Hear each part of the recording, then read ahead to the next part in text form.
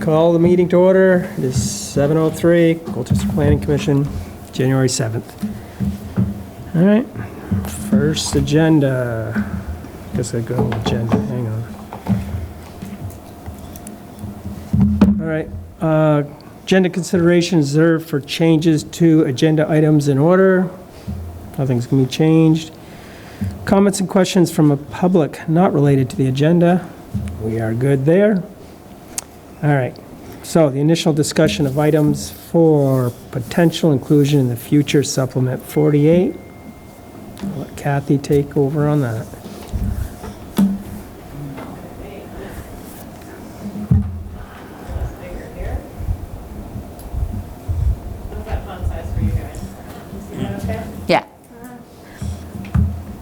Yeah.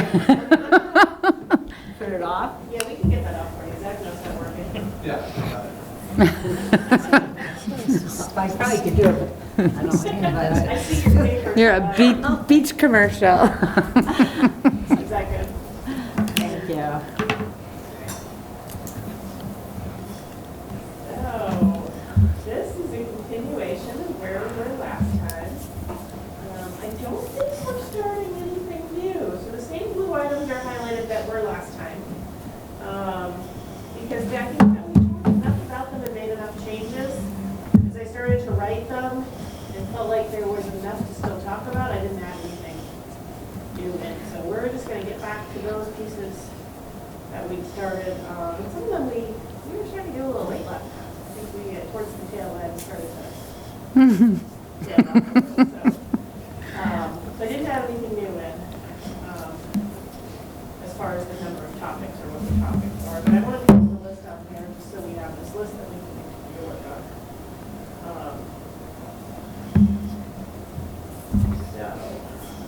So let's start right back here with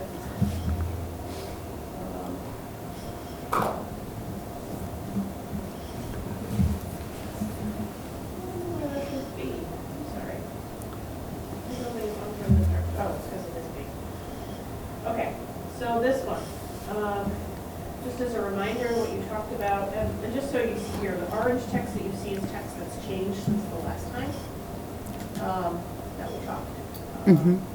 Sometimes it's not all in orange, just because I'm also keeping a separate full text of the regulations in a track changes version. So that is what's showing up with the underline and the track changes. And that has to get pasted in as an image because the track changes gets lost if I copy and paste it. So that's not even to show up as orange, but the text that I'm putting in the memo part will show up as orange changes. Just so you can see that. So I'll try to walk you through this page so that there's nothing that's standing out. So the big change here is the previous version had a 60-day discontinuance. You gave a direction to change that to 1 year. So you'll see that here that it says 1 year. And so that was changed in the memo. And it's also been changed down here in the full text. And it shows you where that would be inserted to 1 through C. The other thing that's changed is the previous version and some ellipses, just sort of like, because that's how it came from our attorney. So I just checked in with her and said, hey, why do we have ellipses? What was that sort of covering? Because it was some recommended text that some other communities were using. So the ellipses have gone away just because they were referencing parts of that other ordinance. So now this is slightly different. So the brain was looking at them side by side. This looks same versus last version. Those are the two changes you'll notice.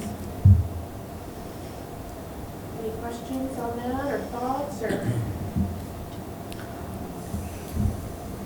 Again, just in case you're like, a month ago was forever ago. The whole purpose of this one was to address anything that was, that's not an enforceable violation because it's more than 15 years old. However, it sort of lives in this gray land of, okay, we can't enforce on it. State law makes it clear that we can't enforce on it. What can they do with it? Can they fix it? Can they replace it? Can they make it bigger? And case law has told us that we can do whatever we want with that as long as we make it clear. And if we don't make it clear, then somebody can basically do whatever they want. But if we make it clear, we have the power to do what we want, other than enforce it against it as a violation. So that's what this does. Basically sets those guidelines for what can happen if something that's, you know, somebody built a shed 20 years ago. They have the rights to those shed, that shed, what else do they have the right to? According to this, they also have the right to replace it if it gets destroyed. And this, if they discontinue it, they would not be able to reestablish it if it's been discontinued for 20 years. If something's on property, falling down, it's decrepit. We know of several examples of that around town, where there's just buildings that blighted and kind of sort of a very old falling down building that we keep bringing up, that we know probably hasn't been touched in a decade or more. Like that wouldn't have a right to be rebuilt. This is something like that. Sound good? Yep. Just about, can you just kind of clarify again the difference? I don't even know if we're there yet. I'm trying to find in my notes, like where we are, but the difference between a home occupancy, I think, and a home business. We're not there yet. We're not there yet. Okay. We're actually going to go there next. Okay, thank you. Zach, did you have any thoughts on this one before? We know the benefit of Zach. He deals with these regulations much more frequently than I do, so it's nice to have him here. And we consider that one, that's a done deal. We're all happy with that. Okay. I will pass it for another final check by our attorney because this is one that she recommended that we use Okay. before we go to any sort of public hearing. All right. Potentially change, but unlikely. And she fully supports, you know, changing it to a year. She wouldn't have supported making it less than the 60 days because there has to be some sort of allowance. And the 60 days still seems a fair allowance. All right. Home businesses, just to give you a quick reminder of what this one is about. We have two categories of home-based commercial operations in our regulations. One is a home occupation, one is a home business. Home occupation you'd want to think of as the lower tier. Home occupations are a right of all Vermonters across the state by statute. Okay?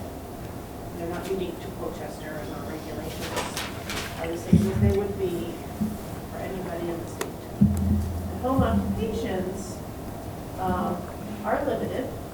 It basically says that anybody can have a non-obtrusive, and it gets defined, type of business within their home, as long as their home is still the primary piece. How do we define all that?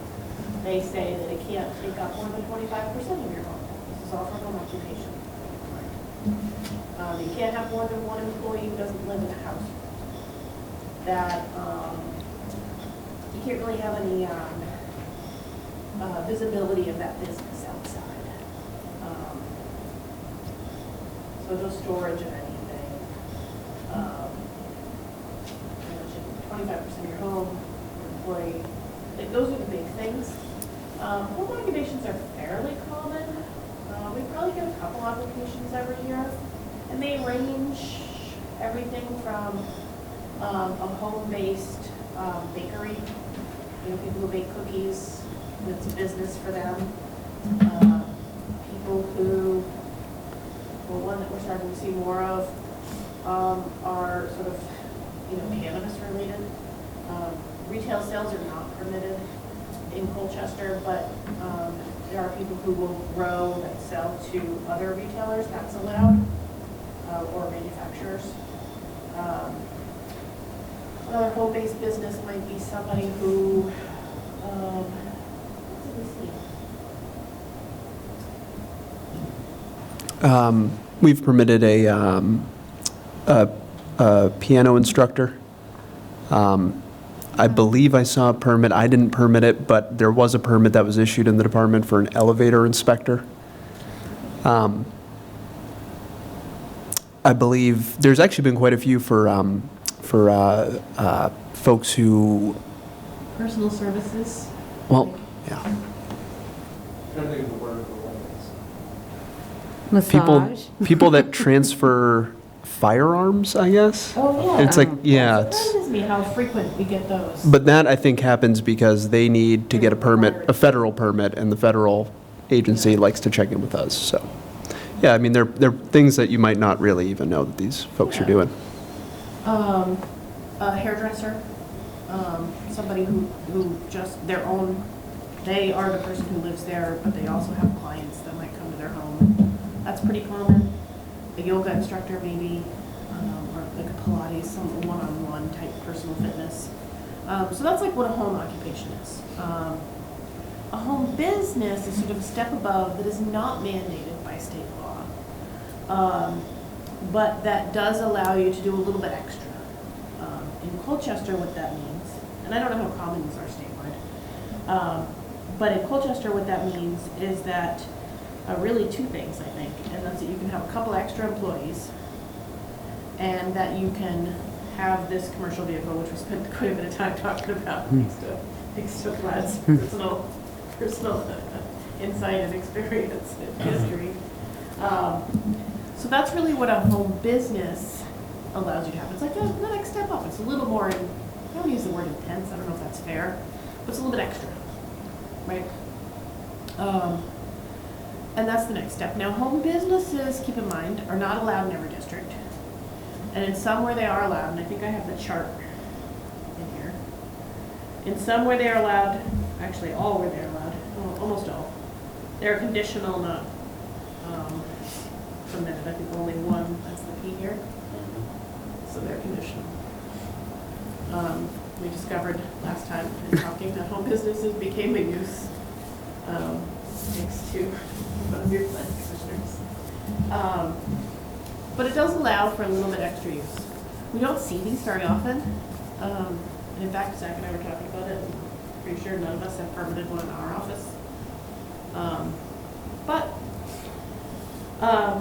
So what we were talking about is whether or not, so home businesses, because they allow this a little bit extra, and because it was sort of a concern that had come up with a property that was in like a duplex unit, like a shared wall unit, was, do you intend for these to be allowed where there's not really a separation between units where these might be happening?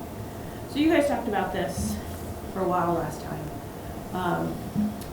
You did give clear direction that you didn't think home businesses were appropriate in multifamily buildings or multi-unit buildings, for sure. You were sort of still unsure, I think. You were still thinking, noodling, on what would be left for like something with a shared wall or duplex, or I included triplex here because I think for all intents and purposes they sort of function the same. So I put some text here for you just to have something to consider. It's really just a first draft. It's not something I'm necessarily saying I strongly advocate for, but it's just to give you something to respond to. Make that a little bigger for you.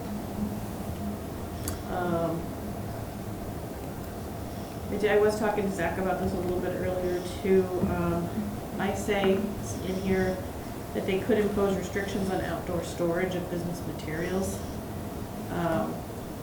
It kind of already says that that's not allowed. Maybe that part's not necessary, but.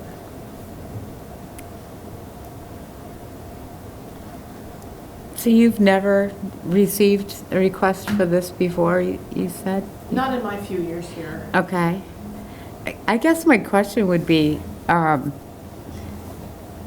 first of all, if you're going to have like a business, it just seems like you wouldn't be moving into a duplex or a triplex or whatever, would be the first one that I would think. So you probably wouldn't get a lot for that reason, but that one outlier, I just don't think it's appropriate.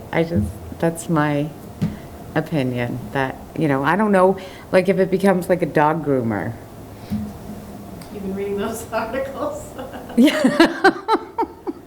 But I mean, like someone has to listen to someone's dog go crazy every single day. To me, you're opening it up that it could be something that you don't want it to be. Yeah, so, I think what a home business allows, what I think you're most likely to, so we haven't seen one, but I think what you're most likely to see, because of what it offers, is a business that wants more than one extra employee. So what does that look like? Well, that's probably a landscaping company, maybe. It's a kind of popular home-based business that employs a couple people. Maybe a small bakery that hasn't quite got the funds yet to move into a large commercial space. Maybe a salon that wants to add a second sink in the garage. Could it be Probably not. a music studio? Where people have headphones on, they're listening, but the neighbors could be hearing. Yeah, we do have some performance standards already. In That would terms be of associated noise. with both levels. Yeah, Noise, okay. yeah. I'm trying to think of like, what would people get out of a home business that they don't get out of a home occupation? They definitely And the limited thing on is the room. commercial vehicle and the number of employees. That's the big step up. Okay. So I'm trying to think of like, what's the type of I think business? the biggest thing is gonna be any contractor, electrician, plumber, that's gonna be, with an oversized trailer, maybe some light I storage. think a contractor, I think you're right. A few vehicles, possibly like, maybe a plow truck, because, plow snow in the winter. That was the whole premise when I proposed the existence of the regulation, was to kind of like allow those uses for, because there's a lot of, you drive through Colchester, that's small businesses, and under those before it was like not a permissible use, like if you're, had a trailer that was over a certain size, if you had your name on a, or your business name on a vehicle, it was not, allowed in the neighborhood. So I don't know if it's, just makes sense to kind of like make it so it goes to the DRB for approval if it's anything, outside, which it kind of does, because it states it's conditional. And definitely, I don't see somebody renting, an apartment at like Severance Green and, trying to store, vehicles outside or trailers or whatever else, there's, any big units, I think is gonna be also like some sort of HOA that's gonna restrict the businesses from existing. A lot of newer developments that are being put up are also gonna have HOA that's gonna restrict, commercial vehicles or businesses from existing in, new developments. Duplexes Now, would I've seen become a townhouse, fourplex, and the end one was trying to become a landscaper, and quickly had too much equipment, too much stuff, and the homeowners association had to step in on that. So I don't think it's appropriate for them to be, unfortunately, I don't know anywhere that will have the room for that. Yeah. And most of them have an extra little parking spot. No, absolutely. On the property. If you have if you have a single-family residence and your yard allows for Yeah, construction of a shop or a shed or, whatever else, but, yeah, some sort of screening, like I had to go through the process where we had to, put up 100 feet of cedars, Yep. to screen the neighbor from, and we had to go in front of the DRB twice before, everything kind of got worked out, and that's, Yep. my understanding always was that it was conditional, that if you wanted to have a business, you had to go in front of the DRB because it is a conditional use. Yep. You can achieve it, and permission, you, yeah, and you have a single property, I can understand yeah. that. I guess I just don't understand why you're not separating like a business that actually runs out of the home, that has like has its business inside the home, as opposed to somebody who has maybe ancillary trucks and stuff that, or like landscaping and stuff, but they're not landscaping the home. They're not working there 24 hours a day. Storing the materials though, I mean, if you have like, if you're doing a project and you got, trailers, skid steer, you know what I mean? You got material being delivered and mulch, Yeah. grass clippings that you're collecting and, you're storing because you didn't make it to Intervale to dump it, so you got a dump trailer sitting in the heat, you know what I mean, with grass clippings and yard clippings. So, I mean, there's a lot of, Yeah, it's pretty obvious. I can tell you, in my small neighborhood, there's 2 home business of sorts. One is a landscaper, and it's very clear to me that it is because they have 8 pieces of equipment and 3 trucks and probably multiple employees that show up once in the morning, all getting trucks to take off and don't do anything the rest of the day there. Another's an electrical contractor with several box trucks. And But wouldn't that exceed our definition of a home business? I think it would meet our definition of a home business. But it has multiple vehicles.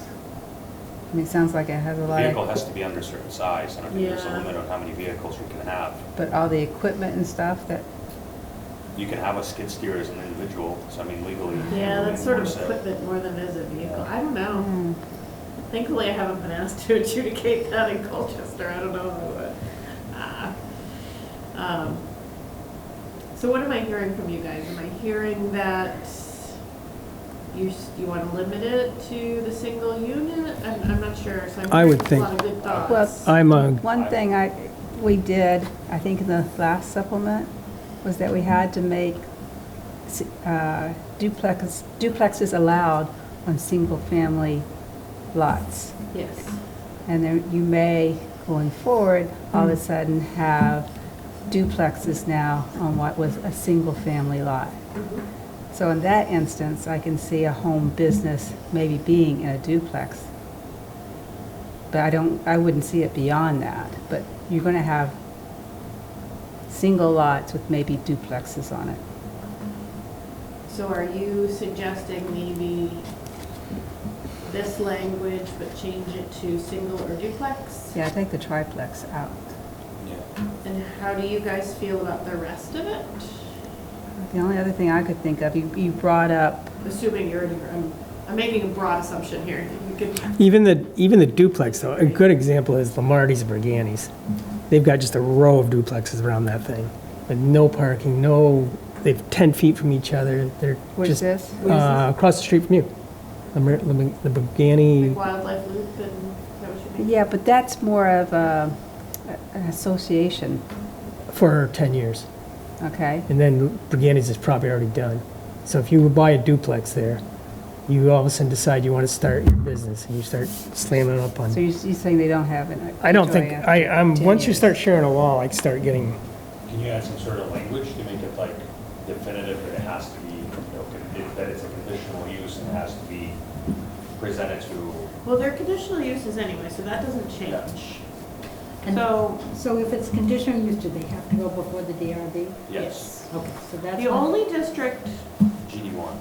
is GD1, so GD1C, not even all of GD1. So GD1C, I don't have the map up, but generally GD1C is, End of Pioneer Drive through End of Primrose and some. it's a very small area. Like Warner's Corner, really? Yeah, it's around that corner, but I believe there's also some up at the intersection of West Lake Shore Drive and Prim Road for a short run, and then there's a gap. Oh, that's right. There's the big gap in between. Yep.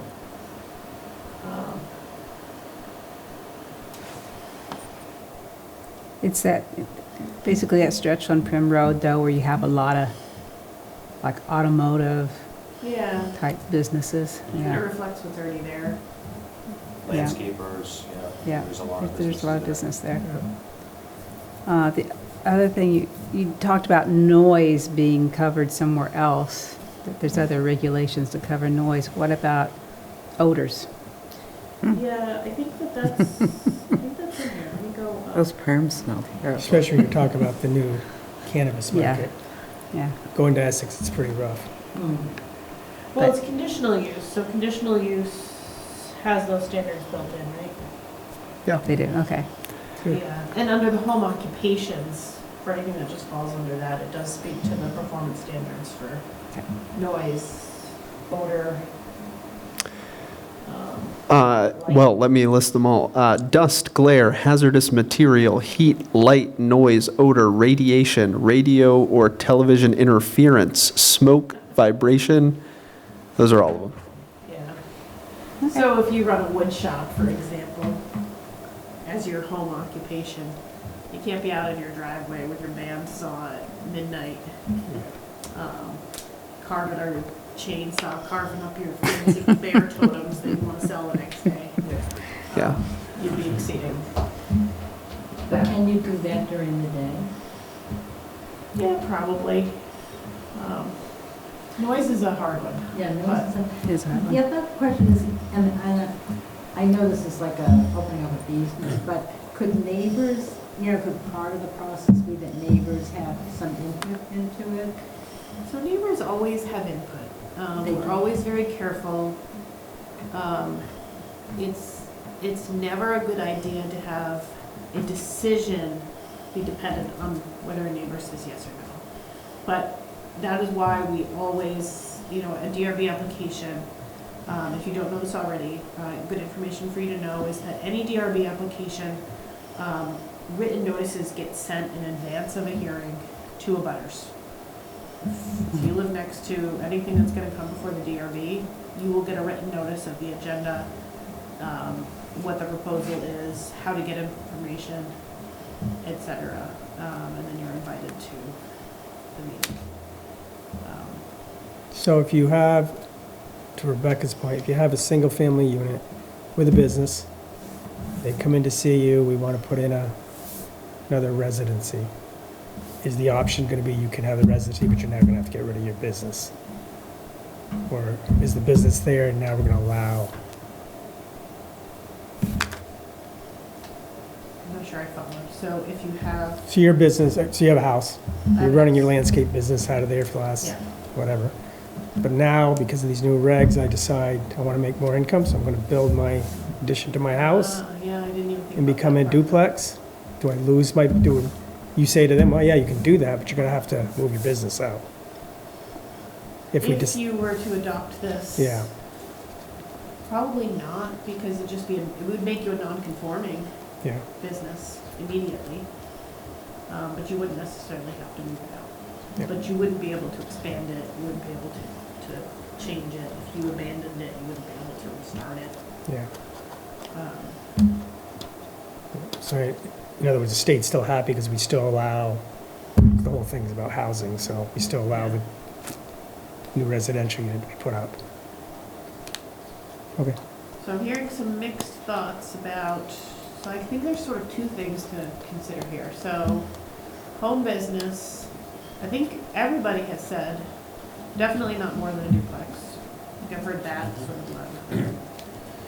So then the question is, this level of home business in a duplex or no? I think I've heard Rebecca say, probably. Well, I think you're going to get a lot of complaints if you don't. Just that scenario that Rich just brought up. Because they're going to have the opportunity to build a duplex. Yeah. Are you concerned about the duplex that exists where somebody comes in and has the, and I'm not saying you should be, I'm just asking a question. I'm starting a cake bakery and I'm gonna have three Can't have more than three. three employees, who come over every day and work out of my basement kitchen, or maybe I'm jewelry making in my basement. I think that's really like a concern, because you can, if somebody owns a dwelling and decides to rent it out to 3 college kids, what's the difference? The kids living in there, with the cars and possibly, people coming over constantly versus, 3 employees coming over. It's the same traffic, whether you're using a dwelling, business or no business. I'm sure you never know what neighbors you're gonna get. So, But there'd still be conditional use. yeah. Still be conditional use. And so that really is sort of why I wrote the second part of that for you. To allow the DRB to have conditions to place on it. About hours of operation.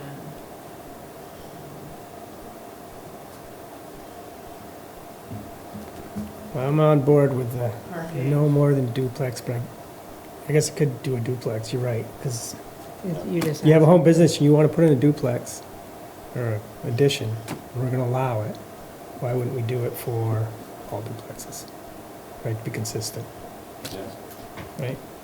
Any other It's thoughts? like, it's like kind of balancing, like the right of the homeowner who bought a home and invested in a home, and all of a sudden, they have, it's quiet and, peaceful, and there's not a lot of traffic, and the kids can play, and then all of a sudden, also the right of a business owner, to operate a business, and I'm trying to kind of reconcile that, like, not Yeah.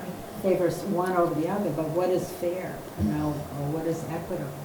I think the DRB would be putting those kind of like restrictions and regulations at the time of the application for it. And taking that under consideration, the impact on the character of the neighbor. I'm going to use character. Did I forget anything here in this list? So since maybe, let's just assume we'll move on from the duplex part about potential conditions, outdoor storage of business materials, which we think is already covered, but maybe we'll just leave it for emphasis.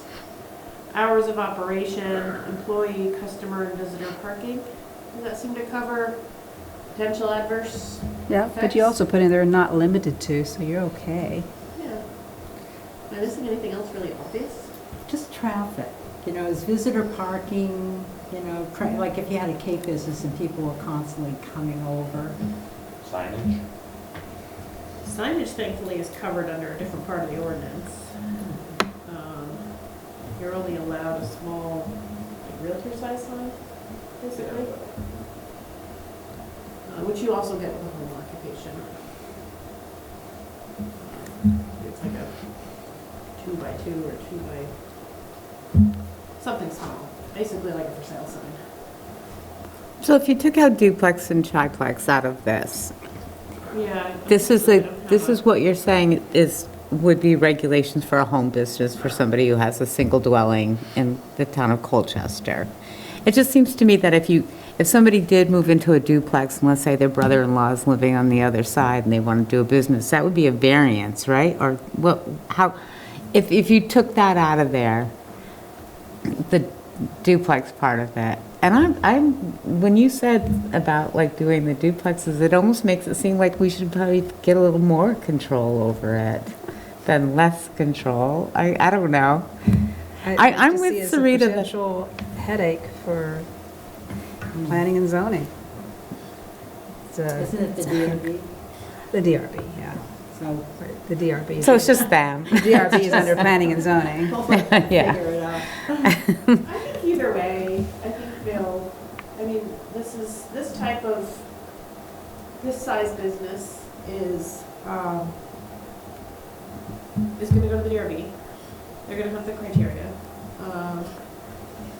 Either way, whether you allow it in a duplex or not, it doesn't change anything for them.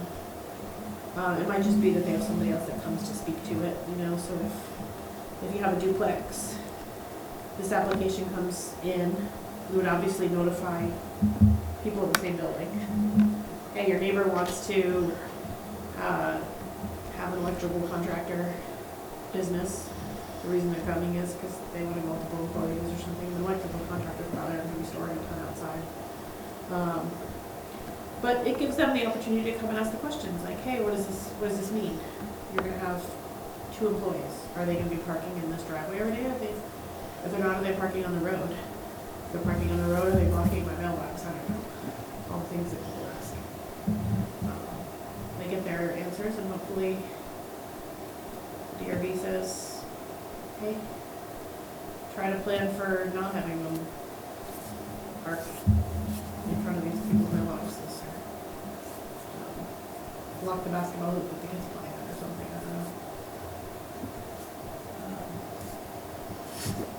drive over Mrs. Smith's flowers.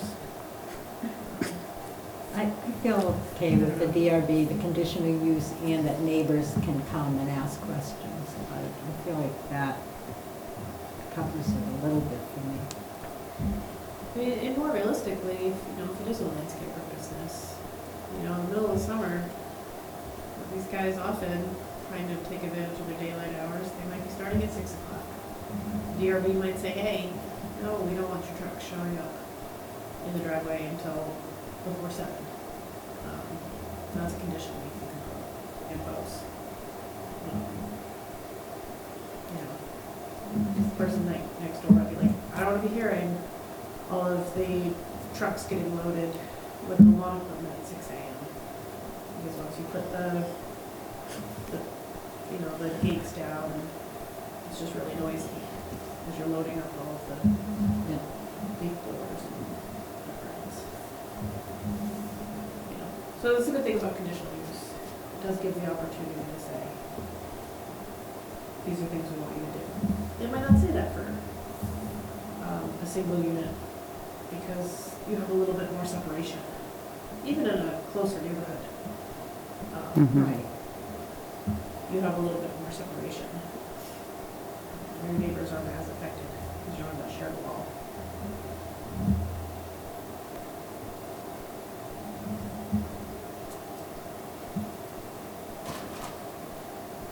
Clear or not clear? I think everyone said they were okay with the duplex, Yeah, and the rest of the language looks fine. yep, All right, all right, sounds good. all right. Let's move on.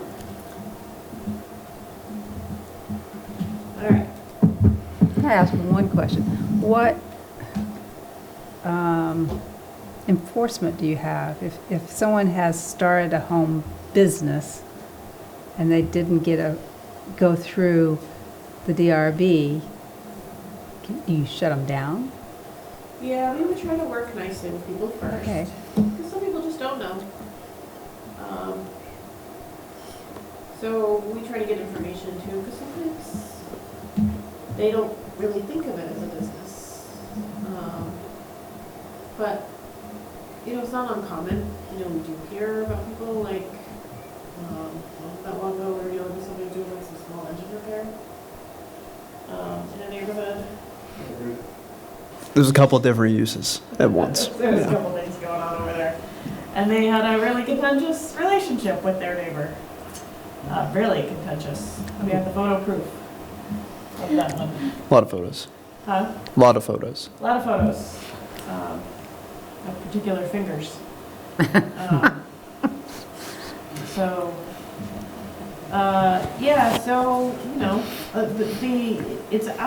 it's often not that hard to prove because there are a lot of tax advantages to registering your business. Yeah. And so people don't have a business. Well, it's funny, the Secretary of State says otherwise, because you have a registered business at this address. So we always try to work with people first. It's very expensive to go to court, but we will do that if we have to. For most people, there is a path forward. We just got to get them on the path. If there isn't a path forward, then there isn't. Like this particular property, for one of their uses, it was not allowed. You aren't allowed to do auto repair as a home business. So, they had to take that part out from what they were doing. I don't know how that was resolved. They moved? They weren't even the property owner, they were renters. Yeah, I believe they either moved or. Yeah, I'm not even sure actually. Sometimes we just send a notice to the registered owner, who is somebody who's just renting out the property and has no idea that their tenant is doing something they're not supposed to, and that solves it pretty quick. Yeah. Just curious. I mean, Mhm. A lot more of our time is spent on enforcement than I wish it had to be. It's very resource heavy, time and money. yeah. I don't like it. Exactly. Yeah, there's nothing I like more than dropping everything to go take some pictures, it's not fun. I dream of the day when we don't have to do it because it's also not good for the town. It takes a lot of resources. Purchasing drones in the next town budget. There you go. We have some good aerial imagery these days. So, Okay. all right. Amendments to the table. All right, this one, we spent a lot of time on this one last time because I think we were all trying to, Rebecca especially, thank you, trying to figure out what the heck this means. So, as you can see in my note here, I went back and looked at the historical zoning amendments. This has existed since zoning supplement 1. So I think that this is like the original home business, when no other home occupations or home businesses existed. This occupant is engaged with on-premise commercial use. It's been in there since the dawn of time in Colchester. But no definition. No. Probably didn't need it I back actually couldn't then. get my hands on that first supplement 1, but I did see in the historical, I think I pointed this out to you guys one time, it's kind of fun to look at, but Appendix E of your regulations has the historical supplements and what changes in each one. So this was listed as like being put back in or something in supplement 1. So it must have been in there and then taken out. And it was slightly different language. As you can see here, property is actively engaged in instead of occupant engaged. So I think that this was the original reference to having some sort of home business type thing, broad category, and it just never really got removed, which is not uncommon. You know, sometimes we're doing the latest, greatest, next thing. We don't really pay attention to what it's improving or replacing. And I think that this is just kind of hung on out there through all these supplements. And it's just in there. I don't think it tells us or does anything that the more recent thoughtful pieces that have been discussed by you and the commissions of the last 10 years have done. It's a guess, but it's an educated guess. I just can't find anything else on it. And I did spend quite a few hours kind of looking into it. Somebody's working on horse and buggies, and they brought in those newfangled automobiles, and so the planning commission said, we need to do something. They're not that old, the regulations. I'm surprised at how long stuff can hold on. I'm working on some amendments to a different ordinance we have, and there's language in there from, I'm not joking, like 1960 that still talks about, I think it's peddler's ordinance, right? It's how you sell things. How you can only get a peddler's permit if you are pious. Oh, my And, goodness. And that's still in our ordinance. Oh, my Wow. gosh. And I was like, how has nobody before me called this out? I think it's just, we just get comfortable with our regulations, right? Yeah, there's some pious and. Does it There's have some a other footnote stuff as there. to how you define pious? I know. It's probably the standard way. And there's some other language in there too, which is just so outdated. Wow. So this is not a chart you ever refer to in your, No. We do refer to the chart all the time, Oh, the chart, Yeah, I was yes. gonna say. but some of the lines, I mean, 1.1. nobody's inquired about some of the lines, Okay. and I've never brought them up. Okay. But a good amount of them, I mean, yeah, we refer, I think I look at this table every day. Yeah, this table's used. okay. And I love the fact that everything has a number. I think it's brilliant, whoever came up with that system. But 1.113, I believe has no usefulness. In fact, it is actually complicating and clouding some of the other things that we've just talked about.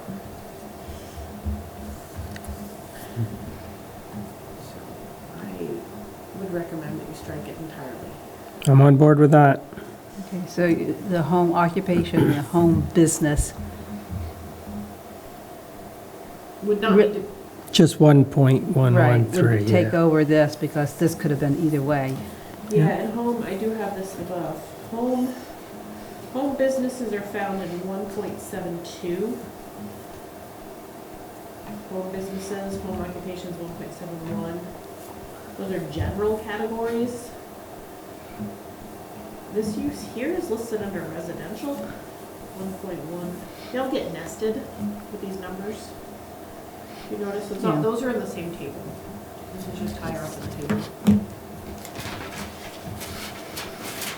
So I would strike that part, 1.113. I would take this and its whole row out. Yeah, it's kind of keeping residential out anyway, isn't it? It keeps all the, I mean, it's not permitted under any of the residential categories anyway. Yeah, it doesn't make much sense to me. So it basically allows, I think the opposite, it allows like the home occupant to be a home occupant in a commercial style settings kind of deal. Isn't it? In a sense. Maybe? It was a thought. Yeah. But- Say that again? So I think that it actually does the opposite because it's not checked off under any residential district Right. to the left. Right, So I think it does the opposite. It allows occupant, it allows essentially residency in like the mixed use districts rather than the commercial use on it. hmm. Yeah, I was just trying to figure out, if this is under residential, Right. single unit dwelling, and then 2 steps down, it's saying occupant directly engaged, commercial. It's blank for the residential areas. Right. So I don't quite get it myself, except the only thing that stood out to me was the LS1 and LS2. Which I'm fairly certain didn't even exist as districts. No, but there was some When- thought at some point what to put in when LS1 and LS2 were created.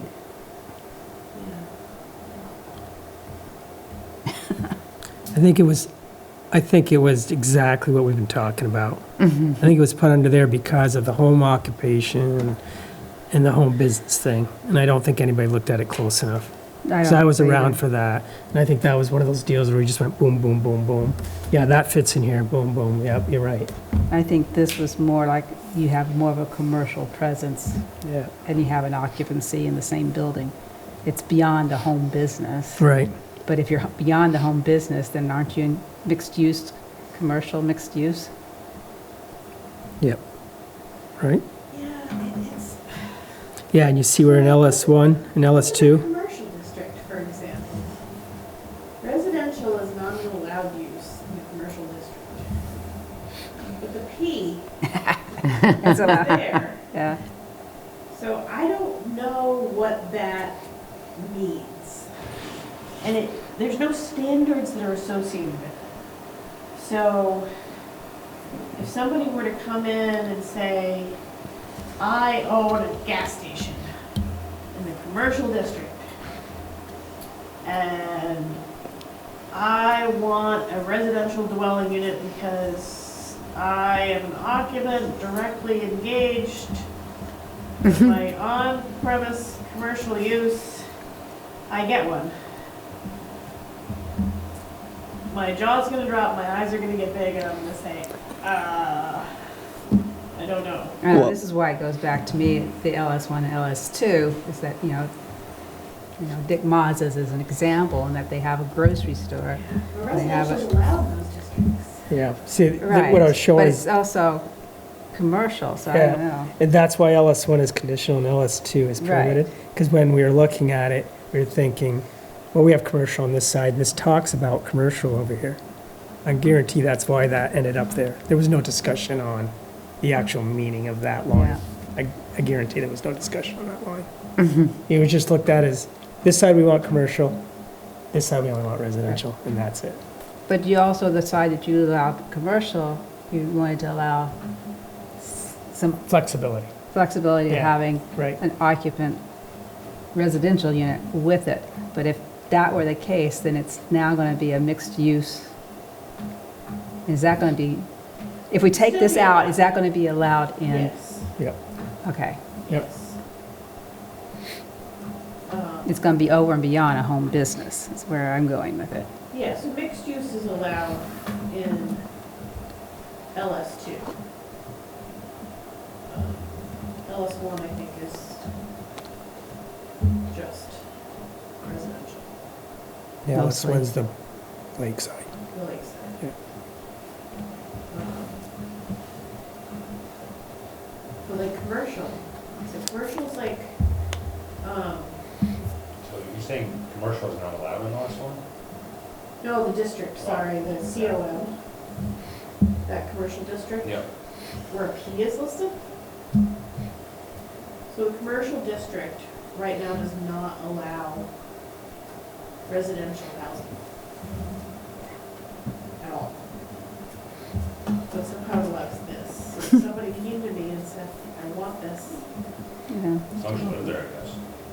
I don't even know what standards would apply, I don't know. I just find the whole category to be really problematic. I feel like it creates more problems than it solves.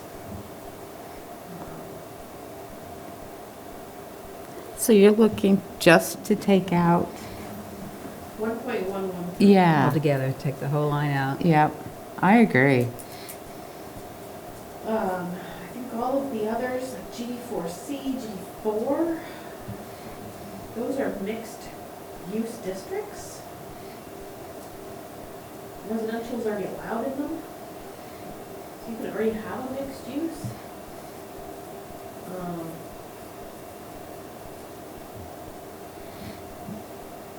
GD2, GD1.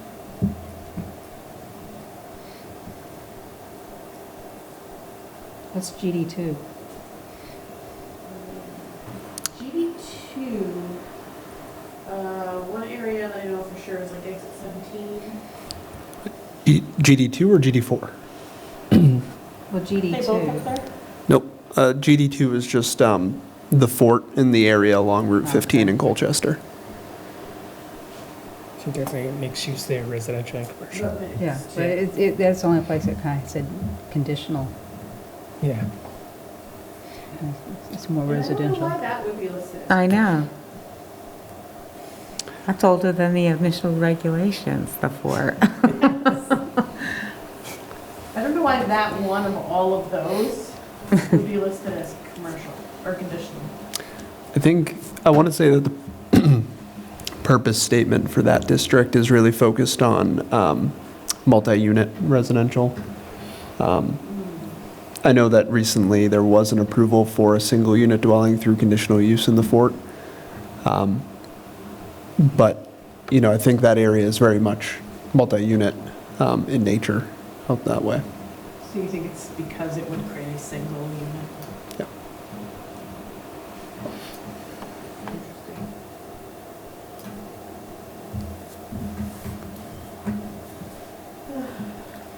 Any thoughts?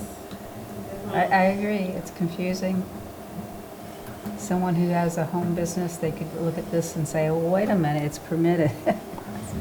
Yeah. What about like, just going back to short-term rentals and Airbnb, do they have to comply with the conditions that the DRB puts on that property? No, I mean, it depends on their underlying use. So how things are owned and whether they are rented or not generally are outside of our purview. So it really depends again on their underlying use. So if Sarita owns a house and it's a house, it's a house, it's a house, it's a house, whether or not she lives in it, whether or not she rents it out long-term, whether or not she rents it out nightly. That's the same use to us. Yes, Um, if the underlying use is, that something is supposed to be a single unit and they've broken it up into multiple units, regardless of whether or not it's rented out nightly or yearly or not rented at all, that becomes a problem, not because of whether it's a short-term rental or not, but because there's additional units that were created. So the ownership or rental structure is generally not the issue. Generally, I say that because some of our definitions of like hotel, motel, inn do say rented nightly. We do have a difference between a short-term hotel or a hotel versus an extended stay hotel, which talks about more than 30 days. But generally speaking, how things are rented, we don't get involved in. But what if it was like, let's say every night or every weekend, it was a different rental? Could people just party all night in that and have no, conditions? From a zoning perspective, In a neighborhood? From a zoning perspective, yes. If they're partying all night and creating a lot of noise, just like anybody if they lived there, or were long-term or not, I imagine the same statutes. I don't know whatever the noise, we don't have a noise ordinance, but, it could be somebody who lives there or owns the house. If they're continually creating noise every night, whatever the police say is problem or not, it would be the same problem if it changed overnightly or not. But from a zoning perspective, whether you stay there every night or whether you rent that out on a weekly or But it just seems like it basis. increases traffic. It changes the character. And I know you don't like that word, but it changes the character of that neighborhood. If I rent it out, if I'm living there and I come home and I have one car or, whatever, it's fine. But if every night or every two, I'm just wondering if in terms of prevention, if there's ways that we can prevent the character of the neighborhood really being destroyed by, one house with lax, conditions. Yeah. Not that they can't rent it out, but there have to be certain conditions because of living in a neighborhood. Yeah, I think, the reason that I and many people like me avoid character is because character's often code for something. Sometimes discriminatory, but sometimes, and not just from the way people look perspective, but also like, what people can afford sort of perspective. Economic needs sometimes. Character starts to get pulled into like class wars pretty quickly too. Of like, hey, this is our neighborhood full of $800,000 homes, and now all of a sudden someone's living here who does not make that sort of income. So, Just remember when we had that public input, and I won't take much longer, but that seemed to be a strong theme that the public was saying. Maybe it was just the East Shore when we were taking input, but that came up a lot as I felt like people saying we don't want the character of the neighborhood. And it wasn't mean, it was just we don't want things to change that much in terms of the way it looks or the lifestyle that we have here. And I'm just wondering if there's a balance between protecting that and also allowing someone to make use of their property. yeah. I understand. Character is just too often misused, unfortunately, to talk about types of people. Would it help if we came up with a definition? I think we're seeing legislation actually trend the opposite way. It's starting to get pulled out of play more often than it is being included. But it's also really hard to enforce, as we talk about enforcement stuff. I can't knock on your door and say, boy, Sarita, you're not really keeping up with the character of the neighborhood. A judge will laugh me out immediately. Whereas, hey, you're only allowed 2 cars in your unregistered cars and you have 4, it's pretty black and white. You know, it's pretty easy to prove or not prove, as opposed to, well, I really like the way you're sort of keeping up your yard, or how late you're partying, or whatever else.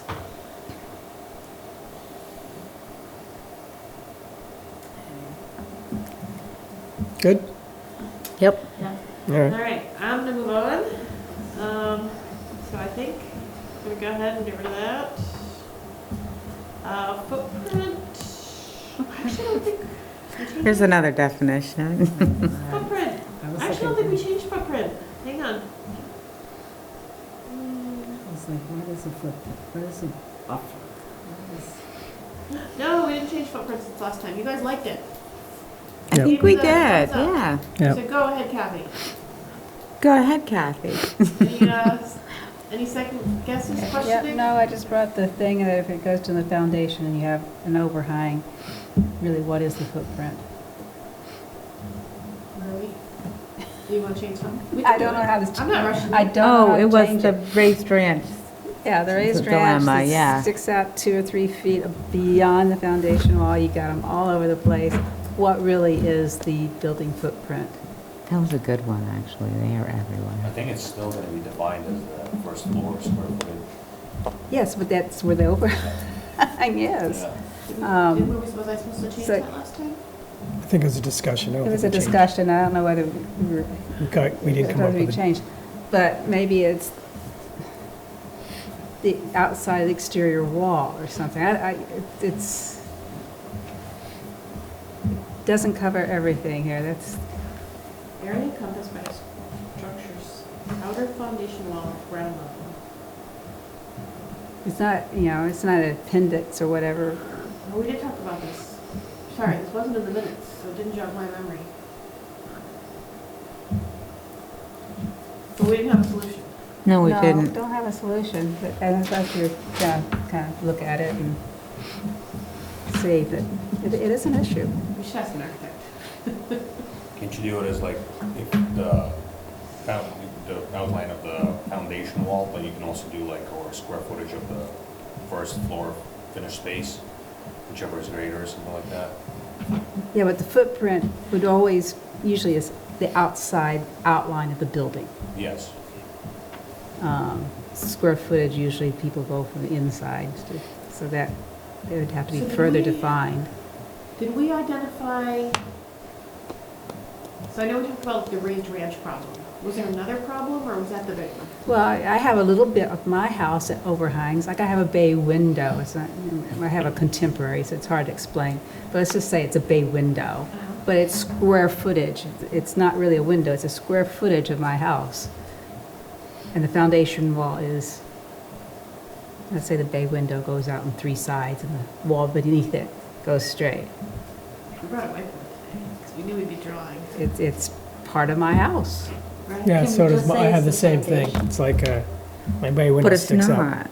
28 inches. Like I Yeah, live but in it's a not really raised window, ranch, it's so my square foundation footage. I have a is here floor. on the It'll be an first accessory floor. structure that would- And then when you go So- up the split level, the Yeah. split level goes out. So Vlad's it- Living suggestion. space. Yeah, it is. Oh, Huh? interesting. Why didn't you like Vlad's suggestion? The first floor square footage? Well, usually people take the square footage, they'll take it from the inside face of the walls, is what their square footage, Would that be less? it would be In most less. cases? Yeah. So usually for a building footprint, you go to the outside face. Well, on Envision property cards, for example, every house will show you the upper floor and lower floor. Yes. So if you go to like first floor square footage, it's usually larger than the basement. It's gonna show you the overlap, and then we'll show you like your bay windows and your decks and everything else on it. So I mean, if you're rebuilding it, you would be rebuilding it to Yes, the. but those square footages are usually measured from the inside. yeah, if you're calling it the footprint, yeah. Right. And Are you when, following the problem? I don't think they do, because they measure the garage, it would be the outside, it would be 20 by 24 or 40 by yeah, 20. I know that those measurements are not too accurate, but I think it kind of goes back to where you had the building footprint was part of the site plan. As an architect and working with civil engineers, they always put a building footprint down. Straightforward buildings, it's always the foundation wall. What do they do about the overhang? Well, they don't really show up. So that's Okay. why I think there's a difference between what's shown on a site plan and what in reality is the building. So even if you show the square footage, first floor, and we realizing it's the interior, What, I mean, you're saying, I don't think you can say the first floor or the second floor. You might get a strange and crazy house where it's the second floor True. that is bigger than the first floor. It has even more overhangs. I think the footprint is, if you're looking down like a bird, down at the building, it's almost the roof line, but not necessarily.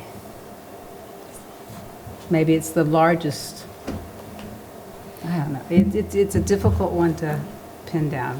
And because if you wanted to rebuild a house, you'd want to build it to the outside perimeter that you had before. And if your foundation wall is smaller than that, and you can only rebuild to the foundation wall, you're getting into some gray area here that unhappy homeowners. I agree with you. Just trying to figure out how to fix it.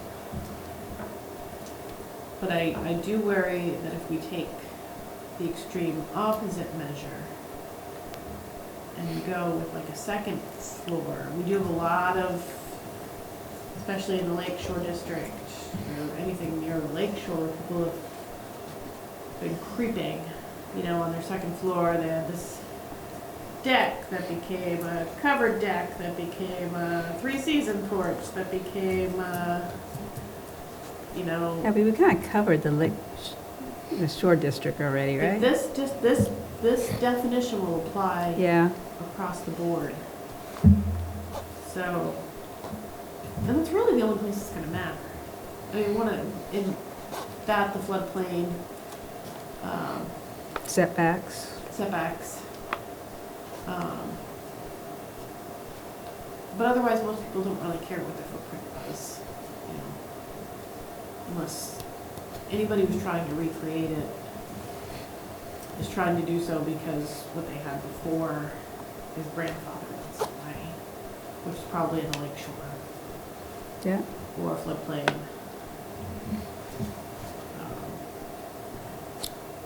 so does this, not permit, not allow for that overhang? You say the footprint, I They think as built. written here, it would not.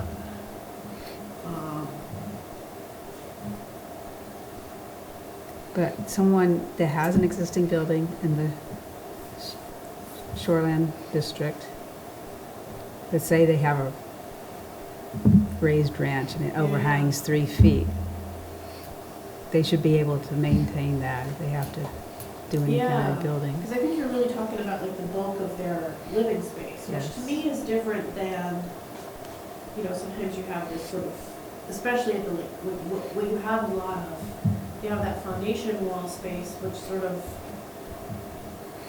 is what they had.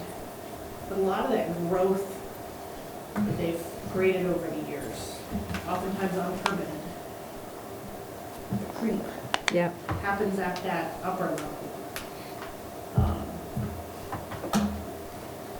And I would just be hesitant about allowing that in those circumstances to now create that full wall down.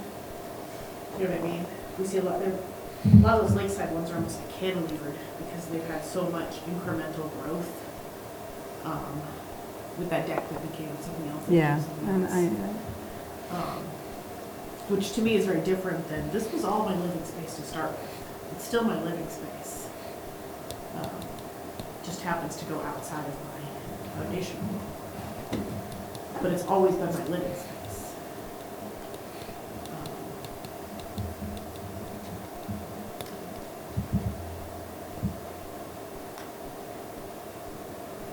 I don't know this And I one. would say for someone to. I understand it, but how do you word it? That's the question. We don't do floor square footage.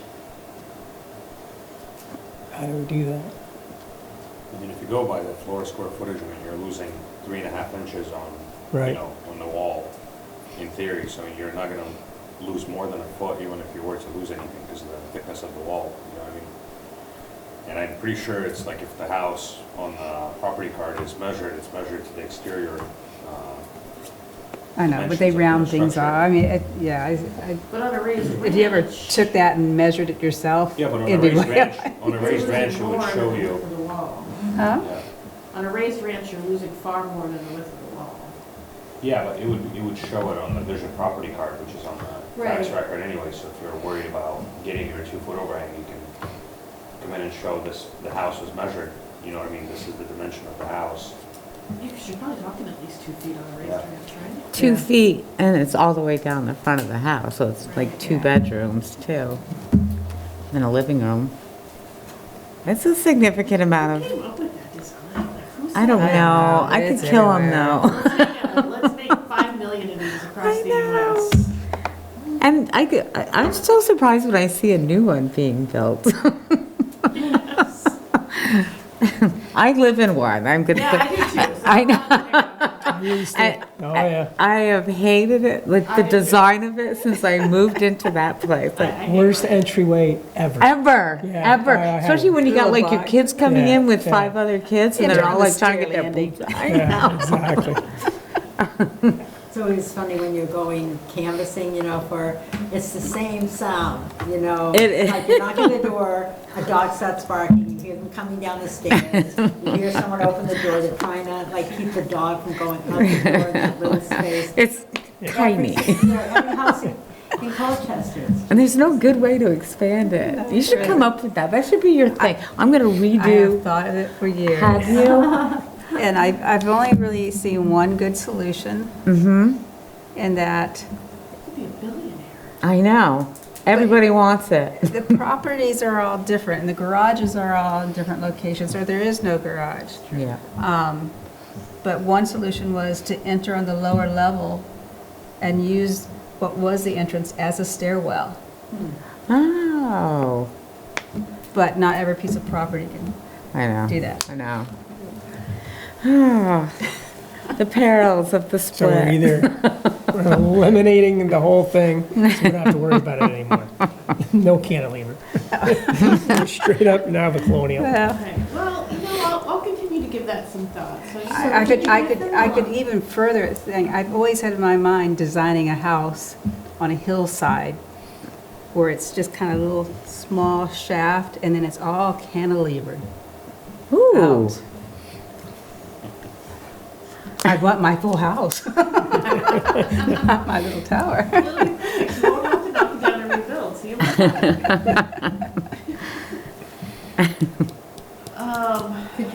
Could you keep the foundation but give an allowance for the square footage that?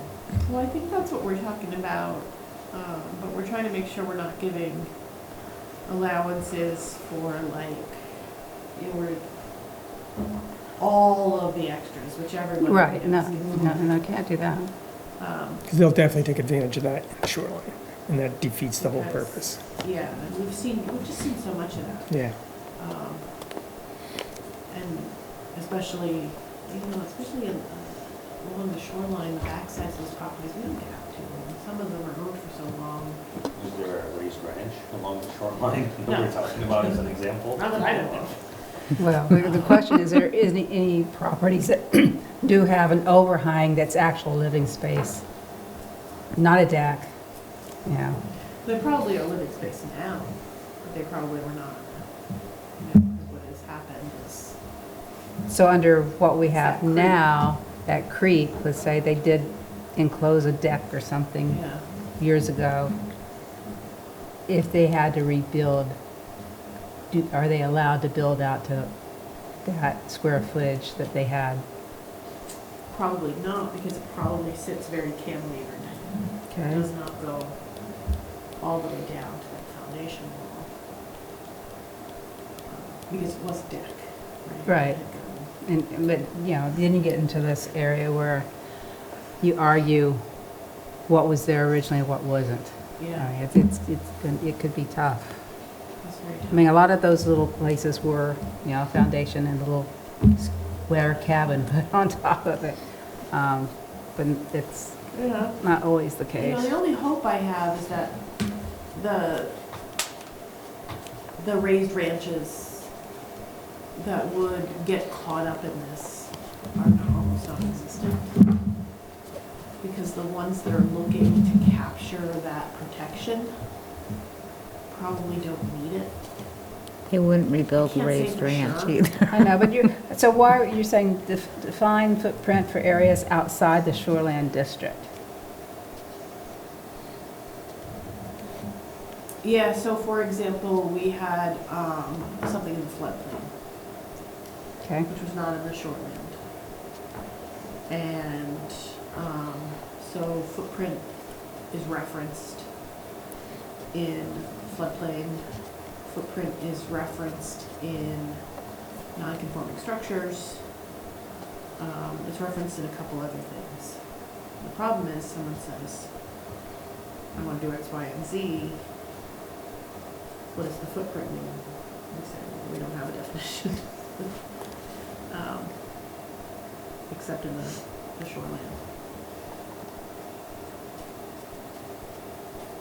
So I think it's critical to give some sort of definition of the footprint across the board. But again, I think the only people who are utilizing the definition of footprint, I shouldn't say that. There's new construction that will utilize footprint, but they're not utilizing it to like an advantage or anything.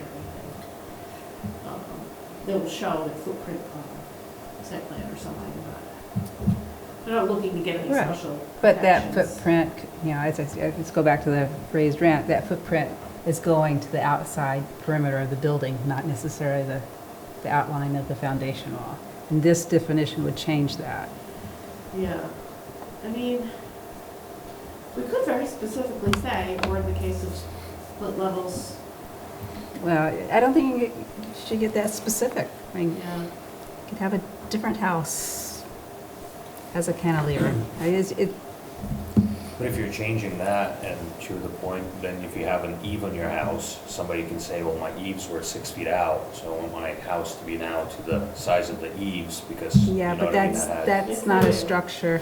So, That's not part of the, but it's argumentative, you know that's what I not mean? the If we're- exterior wall. It's not living space. It could be a cubby made into, for storage of the kitchen or Mm. something, one can argue, but I'm just saying, it's like, well, no, I have a couple of books in my office, I think I told them all already, but I'll look again. I mean, if you look at the state regs for, shoreland, they look at permeable, areas, and the roof line is what they look at, because they're looking at runoff. So they have a totally different definition. They look at roof line in the state Yeah. shoreline? I believe so. They look at impermeable areas, and the roof line is what it is. It's stopping the water from coming to the I've ground. not looked at the state regs in, well, not since I've been here. Yeah, I mean, there's a conversation to be had about what the town wants to do with the delegation, right? Like, do you want to match the state? And then it's like, well, why are we, why do we have delegation? It's So- another can of worms. Or do you want it to be stricter and have the footprint of a raised ranch definition? Interesting. All right, I'll leave this one as unsettled. I'll take a look at everything I have that has some definitions. Maybe we can find something that sort of melts, not quite the outer foundation wall, but maybe something I mean, I'm just thinking of that's all not these quite the houses roof line. going up lately that have a lot of ins and outs, and I don't know, the foundation wall is following it, and Yeah, whether, looking at the outside walls, whether top floor is bigger than the first floor, it's hard to tell. the roof line could provide you with a lot of extra square footage. Yeah, but so you don't build to the roof line. Yeah, I No. don't think we would have built a roof line. It has to be like the exterior wall. Somehow it has to be the perimeter of the exterior wall. And how do you, But just to provide an example, there's been many meetings I've sat in with, folks in the Shoreland District who have a small camp that they're trying to rebuild, and it's got the 2 tiniest bedrooms, and they just, like, if they built out to the roof line, they would maybe have, just a little bit more space, and it's like something that they really are asking for. I And it bet. happens more I bet. often. And, you wonder, are you going to get like an all-metal side of the building, so the water And just then, goes they right start down? having ice dams, and they get a new roof, and they start putting an eave out, and all of a sudden, it's bigger. I mean, it's, Yeah. Well, it is interesting, because we don't let them count the roof line for what they can build anew, but their roof line for what they build anew counts. It's kind of like a double, well, it's not fair. I didn't follow that. Well, that's just for setbacks though, Yeah. not for square footage. yeah, setbacks is different. So footprint needs to be defined for a replacement, or like, why do you need it defined? Because you wouldn't really need it for new construction, would you? That's a plan, not a footprint, right? Yeah, it's used in a couple places in the regulations. Okay. But the places where it's really, the definition is really used is in the shoreline district, or any place where a rebuild Yeah. of any sort is looked at. Because you get, some sort of vesting of what you had before. And so you need to know exactly what you're entitled to. And we see it very frequently. Shockingly, it's a large percentage of our applications. Well, I get it for the people wanting to redo the camps, but like in my neighborhood, about 20 years ago, there was a house that burnt down. And they decided not to build another raised ranch there. I can't figure out why. But they had to keep the exact same footprint. So, Really? yes, to rebuild, it had to be because it was on a lot, a pre-existing lot. Well, was it an insurance requirement? I don't know. I don't know. But they couldn't have built like a castle there. There was some regulation that said it had to stay pretty It's a much where it regulation, right? was. That doesn't sound right. No? No, they could have been trapped with setback. Yeah, Small I lot. mean, Doesn't If take you had a much. really tiny lot, Yeah, you know, yeah, they then your are. footprint is gonna matter because you probably, but when I say tiny, I mean tiny. Oh. Most lots, I mean, anything over probably 0.2 acres, you can put an average size house, With all the setbacks, yeah. within the setbacks. Hmm. Pretty easily. Without having to inch out every little inch you had before. Can we ask GPT, order a chat? Yeah. Just ask them. Just put all this in and just, they come up with really good answers. It's like they're just talking to you, it's like we have another member of the planning. Just like, well, I would suggest. Well, I haven't tried it yet, maybe that'll be the Should first try one. it. Just, I'm just, I'd be curious to see, what it came up with. All right, well, we'll circle back. Maybe Zach is highlighting my homework for me.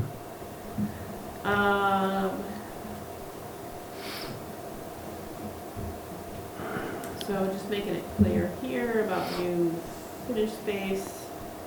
And same as in the shoreland, if you had a deck before, you can keep a deck, but you can't convert your deck to new finished space.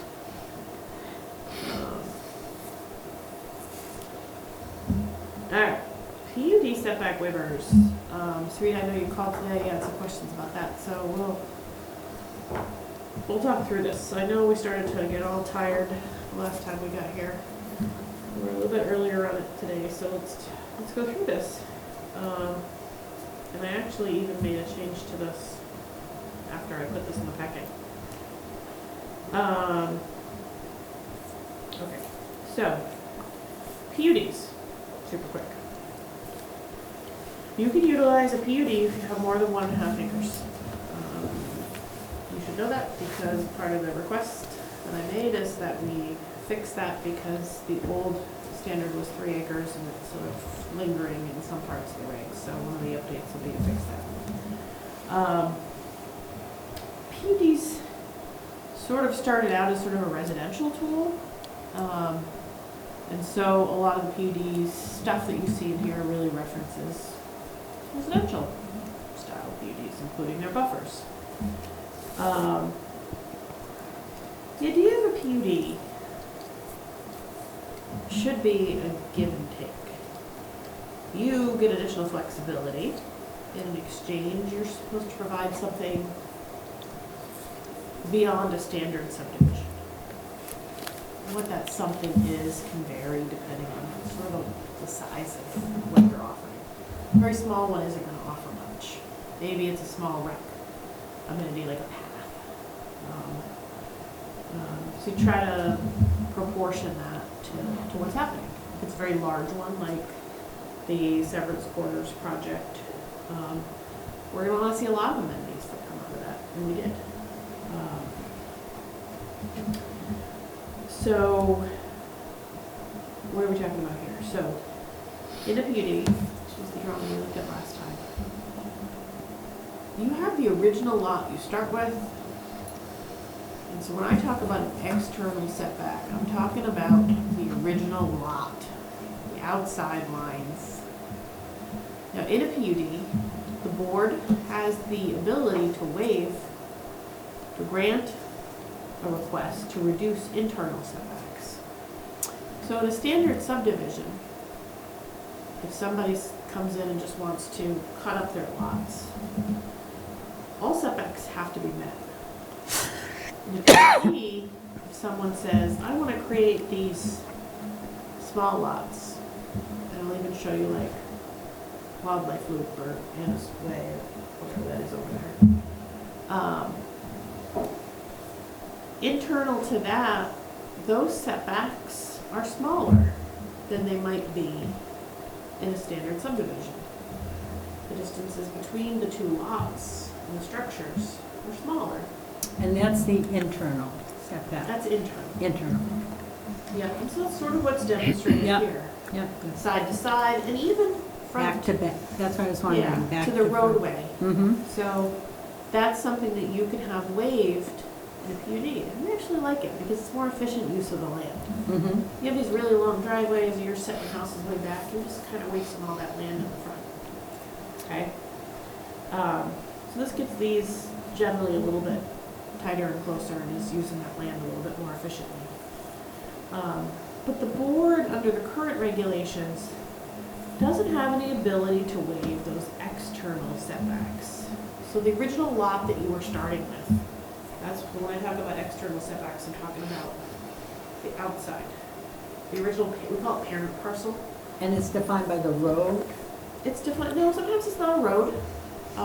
There usually is a road. Mm-hmm. But, you know, it could be that, you know, if I take the lot that we're sitting on right here, our parcel of land, you know, is bounded by the road in the front and a couple of properties on the back, you know, so what is that on the full outside of that? Or even if you were to look at, you know, Severance Corners, it's, or Severance Park, the one that you guys looked at kind of closely a couple months ago, its external setbacks are going to be on Roosevelt Highway, Severance Road, and then two private property owner on the east. And then maybe two private property owners on the north, one. Right, so those are your external setbacks. So there's no ability in there right now to reduce those. The outside, the big ones. And when you're talking about a really large one, sometimes it's not that big of a deal.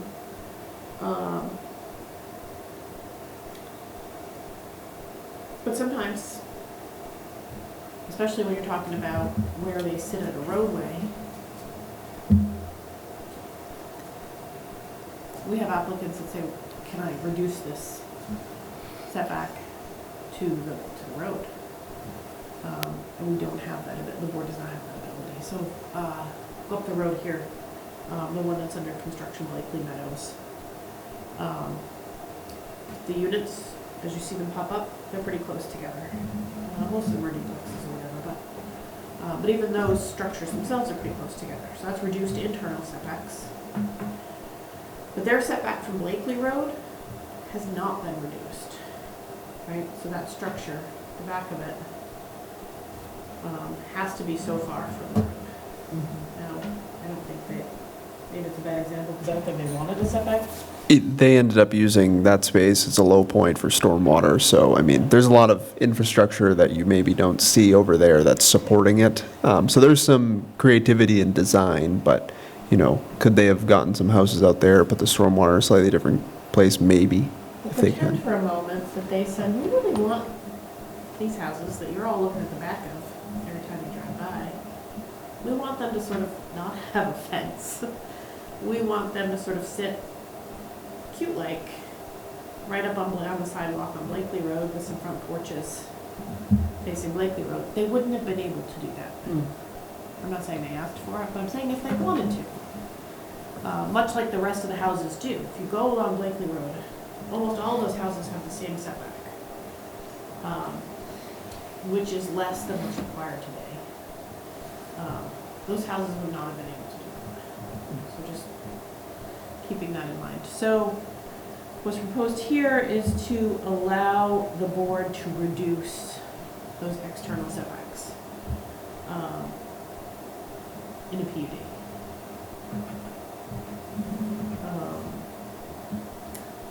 So you see the orange here, so we started to talk about this. So we talked about the concept of doing this. You just sort of gave a thumbs up. Go ahead, Kathy, explore some language. We didn't really have language, so now you've got some language. That's the stuff in orange.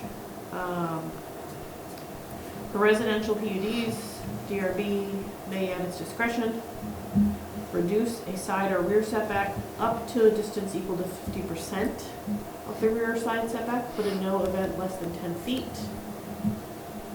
Unless otherwise allowed in the district. I say that because there may be part of like the form-based code district where less than 10 feet is already allowed.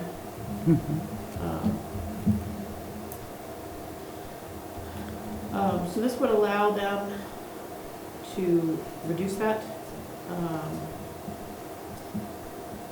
In determining the reduction, so the DRB likes to have some standards. They don't like to have things just wide open. DRB shall determine whether the reduction creates undue adverse impacts on adjacent properties. So for example, if you do have this really large, intense residential PUD right next to Rebecca's peaceful yard and her house already Or happens cul-de-sac. or cul-de-sac, her house already happens to be on that side of that lot. And that reduced setback means that that next house is gonna be smack Yeah, right 10 feet from our property 10 line. feet from her house. The Well, board not may necessarily say, house. that's not a good place to reduce the setback. Whereas if that setback is next to an undeveloped wetland or a different roadway or something else, they may determine that that's a fine place to do that. So undue adverse impacts on adjacent properties and natural resources. So would reducing that setback be an area where you start to impact wetlands more or start to cut into, you know, really a good prime forest? Maybe you don't want to allow that then. I didn't define it more than just to say natural resources. That'll be up for the board to take a look at case by case. Reduction shall not compromise the property's ability to provide for sufficient recreational or open space amenities. This, I think, is important because if you're reducing those setbacks and that just gets loaded up with more stuff, more roads, more cul-de-sacs, more houses, and then we say, all right, where's your amenities? And they say, we don't need room. Well, you did have room. But now you don't have room because you expanded it out, you put extra in, now you're saying you don't have room. Okay, maybe we're not gonna give you that reduction, because that's where you could have put that walking path through that area, or whatever other amenity you were thinking of. You joke about frisbee golf, but community gardens, or, don't tell us you don't have room, because you're maximizing every space. We just gave you that extra room. I like this because the DRB has discretion. Yeah, That's, I and I feel think they fine would with use it that. very wisely. Yeah, And I agree with that. Because I hate one size doesn't fit all, right. Yeah. and they gives them, I think that's a great example, Blakely Road. Because they could have pulled it up, had the sidewalk there, and it would have changed the whole look. And they probably would have loved it. So I think that's a good example, myself. Yep. It's not for everyone, but I think, If you live that I think it style, would look nice. oh yeah, for sure. I think it would have, yeah, But if they wanted to do it, my point is they wouldn't have been able to. correct. So, and then the next point here just says, for PUD where the majority use is non-residential. So, again, we do see PUDs, people take advantage of the commercial PUDs. The DRB may at discretion reduce a side or rear setback up to a distance 50%, but at no event less than 10 feet. So this, I'm gonna give you an example.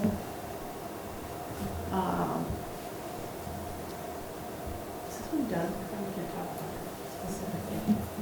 Still in the permitting process? Does it begin with C? Yes. Let me check if it's still, it hasn't been built.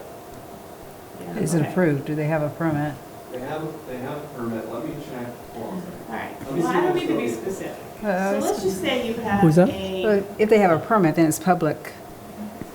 Yeah, but we try not to give examples of stuff that's in the permitting process. But no, if they already have the permit, it's already been approved, then it's already a public record. But it's a good example. It is a very good example, so I really want to give you this example of a non-residential PUD. Just to be clear, there's nothing secretive here. It's just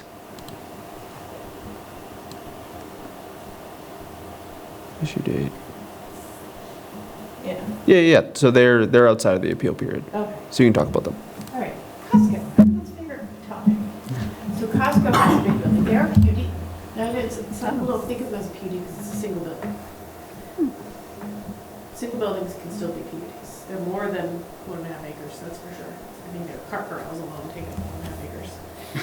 So, they're a PUD, they're a commercial PUD, right? But this gets back to what kind of flexibility we're getting on them. I won't go into too deep there. But they're PUD.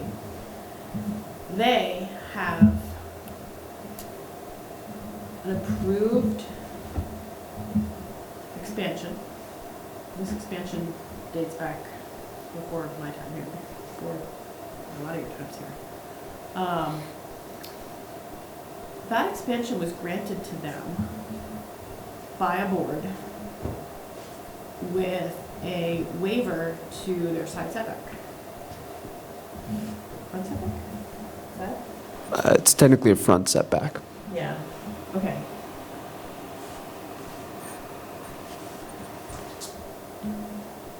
This is not a good example. Is this the addition? There's no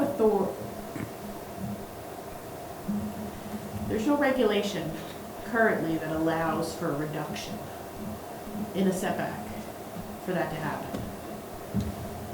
It's granted anyway. We won't go there. But there is no current regulation. The regulation's actually pretty clear that for commercial PUD, there's no reduction because there's only external setbacks. There's no internal lots here. The only setbacks that apply are at property lines. So the setback in this particular area where that expansion is proposed to be, something like 40 feet. Yeah, I believe so. 40 feet. So 40-foot setback, non-waivable. It's pretty far, and the board has no authority currently to grant it.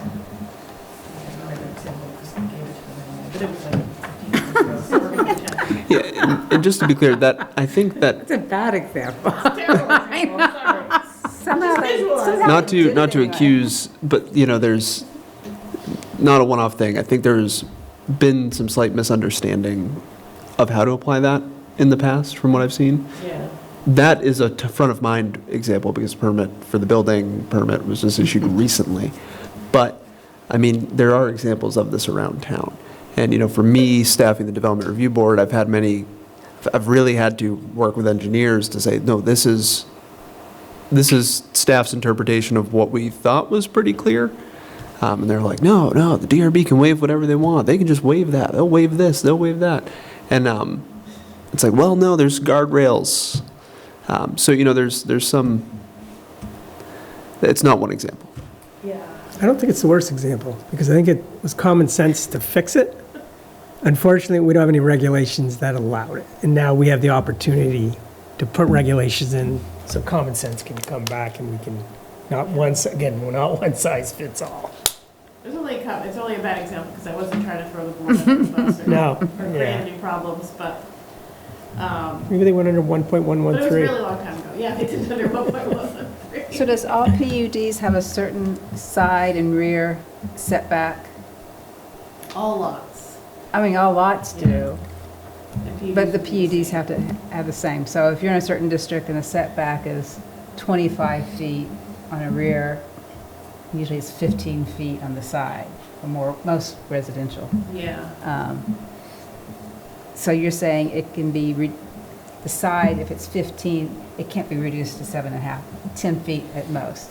Yeah, so the way that the regulations are written, it makes it clear, so see this, where this is the PUD thing that says, this is all of the waivers the board can give, reductions, right? This is all the stuff that it can do.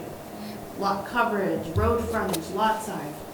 But here, it says very specifically, internal setbacks.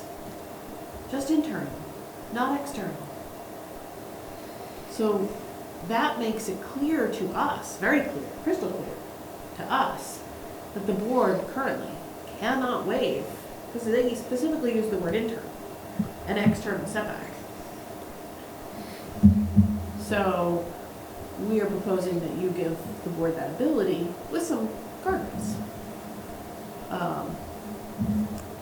And that those guardrails be different for residential versus commercial PUDs. Because right now they don't have it at all. But as Zach said, people are like, sure they do, of course they have that ability, but to us, and I think to anyone who looks at this, it very clearly says internal setbacks. The word is used. With parking lots, what do they consider? Like around Costco, is that, where does their external setback begin? So when we talk about setbacks, it's for an actual structure. So it's for the building, so. From something, though, it has to be set back from something, right? From the property line. Ah, from the property line, I see, okay. Yeah. Okay. And in some places, probably the case at Costco, you could line up the property line with where you see the roadway. But not always for a lot of properties, but that one's probably very close. So the board has no authority right now to grant those, and I think it's very frustrating for a lot of people. Yeah. It certainly makes a lot of sense, what you're recommending. Yeah, Yeah. and they might, in some cases, say, no, we don't want to waive it here. This is the right setback for a good reason. Yep. And they would have the ability to do that. Yeah. Or they might say, we're only waiving it a little bit. Or like, yeah, we'll reduce that. We think 40 feet is a lot, but if you think we're going to let you build right up to the fog line on the road, you're crazy. You know, we're not letting you go that far. We'll reduce it to 20 feet. Because we still want enough room for trees and snow storage, and if this road ever needs to get widened. So that's why I sort of put that in there. And they might say, this road is already really wide. We're never gonna make this wider. Tractor trailer trucks already breeze through here. There's already a sidewalk. I don't know if there is, I'm making that up. I don't think there is. We already have beautiful trees. You can go right up to, you know, so it's a case-by-case basis because they know. The other thing is that when we're talking about these setbacks, we don't differentiate between public and private roads either. I think we talked about this a little bit last time. So when we see subdivisions that come off of a private road, especially a small private road that serves like 4 or 5 houses, you still have those massive setbacks in some cases from that road. And so some properties are like, look, this is my entire backyard or side yard, and I have to keep 40 feet here? Why? It's the dead-end private road that is never going to connect to anything. The town doesn't do anything with it. There's no snow storage. There's no sidewalk that's ever going to go on it. What is the purpose of this 40 feet? And so this would give the board the ability to look at these standards that I've put here and say, you know, you're right. Your setback in this case is only 10 feet. You know, far enough if magically some utility falls in or something. But fire truck needs to come down and turn around. There is certain distance, I know you know this, there's certain distance that when you have a buried gas tank, it has to, the next property has to be a certain amount of distance, so that would, they couldn't get closer than that. Yeah, they're usually not the right height at all. So this would allow the board to take, you know, a case-by-case approach on these. It makes sense. Because the one size fits all is frustrating a lot of people. So that's the language we have there. 50%.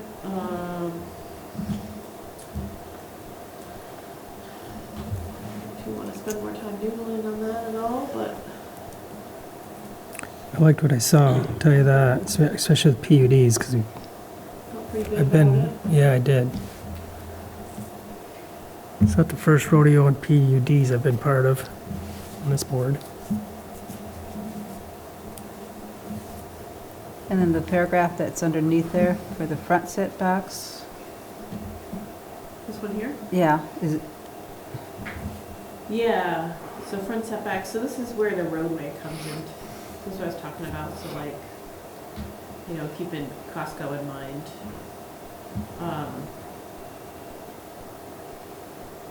Where you're along the roadway, that's typically your front setback.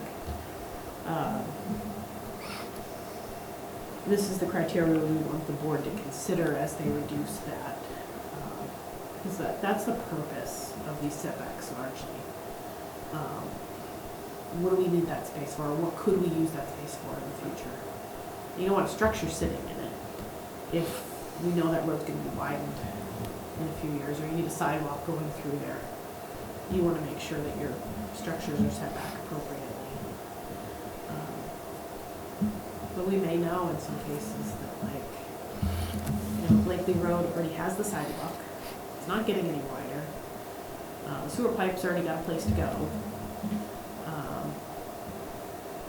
The setback waiver along Blakely, you know generally where Yeah. a good place to be is. So these are the criteria we want them to think about, and if they make a finding under that. I'm concerned about unlikely. You know, I would like something a little bit more definitive, personally. It just seems very, Did you bring your magic ball, Sarita? the road is never going to need to be widened. Never, Ever. never, In ever. 100 years, it's never gonna be widened. What road? Any road. Oh, any road. That was just one of the That conditions. this road that we're talking about is Really never, unlikely. it's not unlikely, because if it's likely, then Oh, there's a problem, right? so hard to use the word never. That's a tough one. Yeah. Might have floating houses by in 100 years.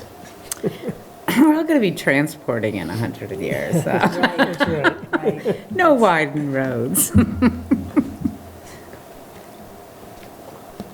just wonder if there'll be new lines and utilities or something. I do understand what you're saying though, and I do say that they would need to consult with the Director of Public Works, who would have some good insight into that. Okay. Make them Does say that make you never. feel better? They would at least have some. Maybe they don't like never either. Because roads, I mean, widening a road is extremely expensive. It doesn't happen without significant amount of planning. It's almost never. Even if you get permitted. Almost never. Even if you get permitted, it could still be never. By the time you get to the We do have end. some idea of where it could happen. Right?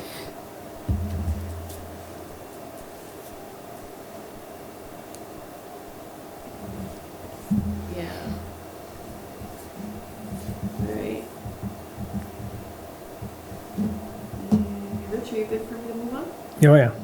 Okay. This one, I sort of put a note in there, it says, I know this is a problem, but, I'll get to it later. 3 acre minimums, the language needs to get adjusted back to 1.5. I flagged a place or two. Zach has kindly offered to grab the rest of them for me, so we'll fix all those. I grabbed one here, but as I'm looking at it, I see the 3 just below it. The internal setbacks. So there's a lot of places where the 3 still hangs out. We just gotta fix it.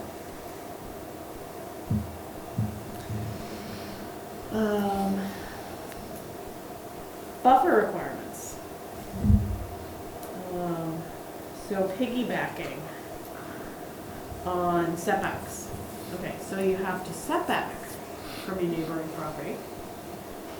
But what happens in that space? So we talked about this last time I introduced it to you, but I didn't give you language. Currently, there are buffer requirements for residential PUDs. No matter what they're next to. Even if it's a residential PUD next to a residential development or a residential property. So, for example, this one be at the Holy Cross. What's the name of that street? Ellie's Way. Ellie's Way. So if you've traveled down Holy Cross, you hit that triangle, Porter's Point Road, Airport Road. Colchester Point. Colchester Point Road, Colchester Point Road. heading to Airport Park. Yeah, the new infill, right at the corner here. Been Yeah, I down haven't there? been there in ages. I have no clue. Yep. You've been down to Airport Park? No. No. Since the kids are all You can gone. find your way down there. Yeah. So, The white fence? did they put the fence? Yeah. Put the fence. White fence, yep. I wonder, why doesn't it show up on Google imagery? It might. I can look first. Yeah. So, There's a non-residential PUD there? no, it's residential. Oh, okay. So currently residential PUDs have a buffer requirement. Now I bring this one up because the buffer requirement was discussed at the DRB hearing. It's on there. Is it on there? Yeah. Okay. Let me show you guys. Though it this. might be better to pull it up on the assessor's map because then you can see the property line. No, but you can click there and go to assessor. Brought all his kids up there. Let's see. Marshall. Home services. Super nice guy. I'll show you guys something. Every kid in the school system knows Now that. here's the duplicate. Huh? I can zoom in to that corner. You know, remember Marshall? He's a janitor for Colchester So School this is Systems. from. I think he's, Zoom in straight on. yeah, the kids all did. Super nice guy. You know when you drive to Airport Park, there's that 3-way stop sign, it's Porter's Point. that's what she's Yeah, we're bringing, I don't know what back. she's talking about with it, but that's She's down with Armin something about the Ratty. buffer, yeah. And she's now with Armin Ratty. He and I were in the Do you same, have any idea how wide this room practically same classmate when we were How born. wide this room Great. is? No, I have no spatial. Here's a tour of town, for those of you who have been out to the park lately. How wide this There you go. this room is about? No. Does anybody Okay. have any What's idea that? how 28 wide feet. this room is? Is it like 100 feet? I'm just trying to, Which road? this room, Oh, this room? yeah, for me to Yeah, I'd do say- from wall to wall, do you think it's 100? Well, we figured No, out it's not the 100. squares are like 2. Right, because remember, we measured out 100 square foot Yeah. patio. Oh, yeah. Oh, you did? We were here. I don't think I was. It's 24? Yes, you Is that what you said? were. Was that? I think this one's Yeah, you were actually here. Yeah. I'm just wondering how wide this room is, just so I can get 100. Is this 100 feet? No, not even close. Not even close? No. Okay. No. 24 to 30 maybe. Yeah. Well, There's yeah, I 14 tried to- squares. 14 What? squares, there you 28 go. feet. 28 feet. Okay, thank you. So now I Alright. can visualize. I get it. I don't see the triangle thing. Where is it? Oh, Oh. it's, Oh, right there, okay. Yeah. And what's the buffer issue here? So this is Ellie's Way, so not necessarily an issue, but I'm just kind of demonstrating how a buffer works. Okay. So residential PUD was originally proposed as 4 units,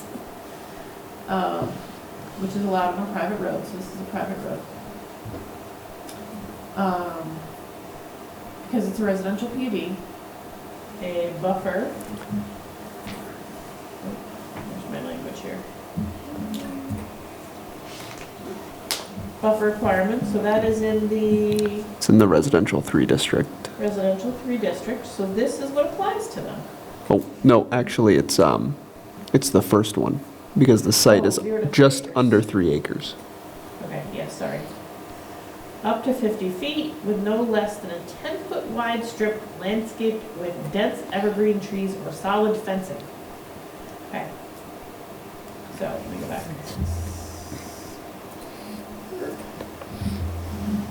So, this, when it was proposed, had to meet that. So residential, doesn't matter what's next door. Residential PUD has to have this. Up to 50 feet. So that means the board can decide to allow for less than 50 feet. I believe that their practice is to not reduce that generally. They are flexible with it, but generally applicants,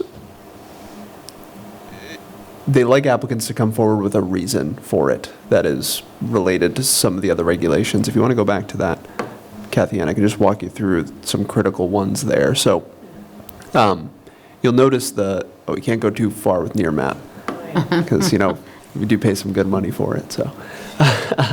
So that PUD buffer to the north is a 50-foot buffer.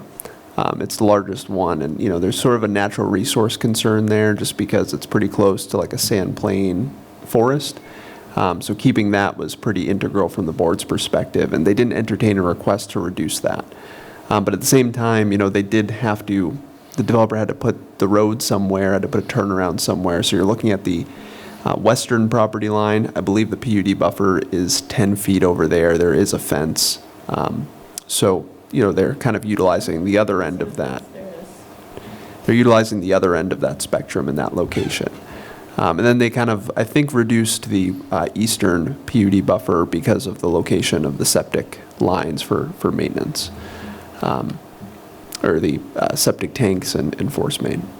So that's sort of how that discussion and decision went for this residential PUD. And that's pretty standard for how they've all sort of gone. Whether they're small or whether they are, I'll drive across town and get closer to. I've never been on this. Oh, I've never been on that street. I didn't know it existed. Gotta keep doing this. A lot of green space. No, it's there. Go get it.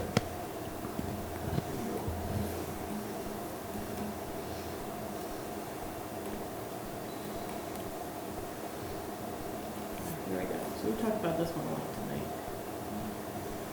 So this one too, I should pull this up, we were talking about internal and external PUD buffers.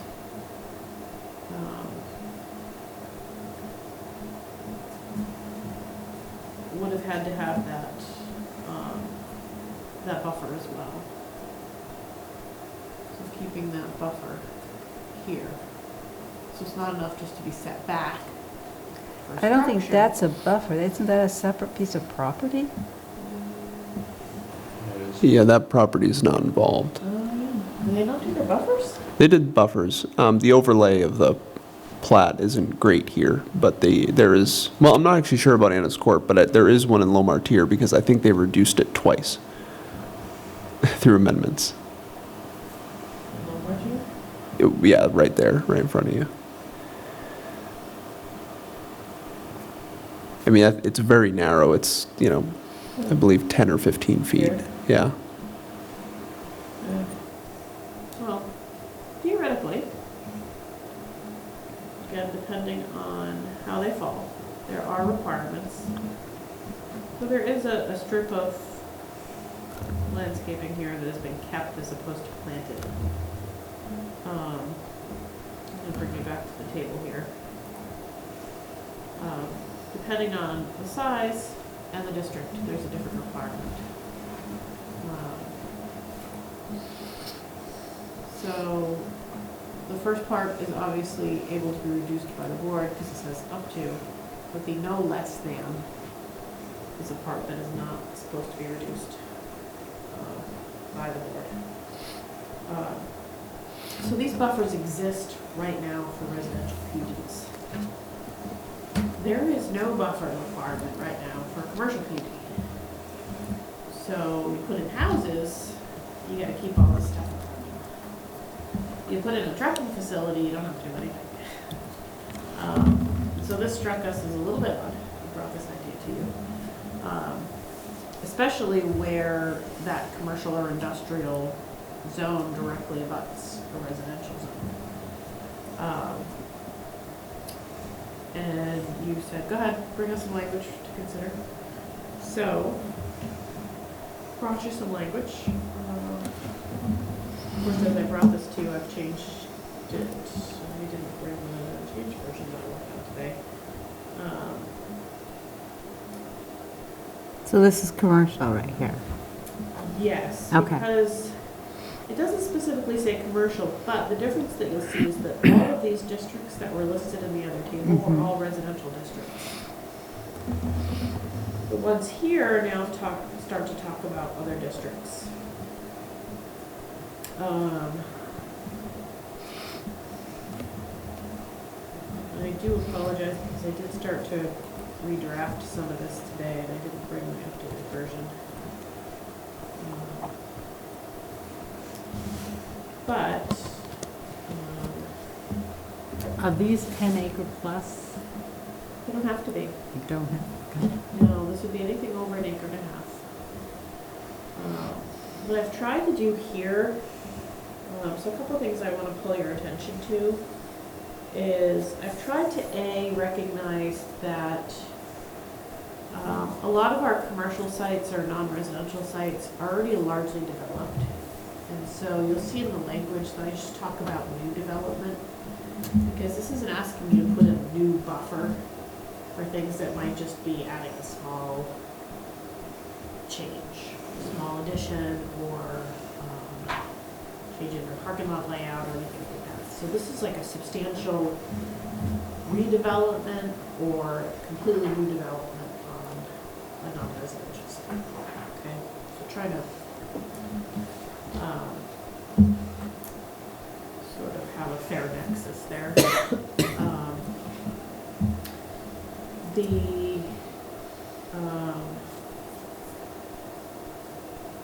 I left it a lot more flexible, just because these districts are so varied, and even the properties within those districts are so varied. You can look at the commercial district, and the buffer that you're looking at, on one side, might already be a parking lot of the business next to it. so a 20-foot buffer might be really excessive. Because it's already a very developed, high-use area. But in another part of that same district, it might back up to a residential neighborhood or a less intense commercial use. And that 20-foot buffer, where there might be a resource there, the 20-foot buffer might be more appropriate. And so these are much more flexible for the board, without a mandatory minimum that you see in the residential ones. At least as I've shown them here. You can tell me that that's not appropriate. Now this is sort of something I threw at the wall for you to think about too. There's a footnote 1 that does say, if you have this non-residential PUD, commercial or industrial, that is adjacent to a residential district, residential use, I threw an educational facility or child care facility, it is proposed to be duly developed or substantially redeveloped. The board has the ability to require a little bit extra. Solid fencing or a strip of landscaping up to 20 feet in width with these dense evergreen trees. Because we're talking about less compatible uses. So if you have a trucking facility that you are building next to Union Memorial School, that buffer may be a little different. Or if your commercial use, we see this a lot again without, like Sand Road or out that sort of area where we have a big industrial area surrounded by rural residential. Like the contrast out there is really strong. Where you do have pretty intense industrial and commercial uses right next to a couple of houses. Where the board could say, hey, on this property line, we want you to put in a fence. You're putting it right next to, the street of houses.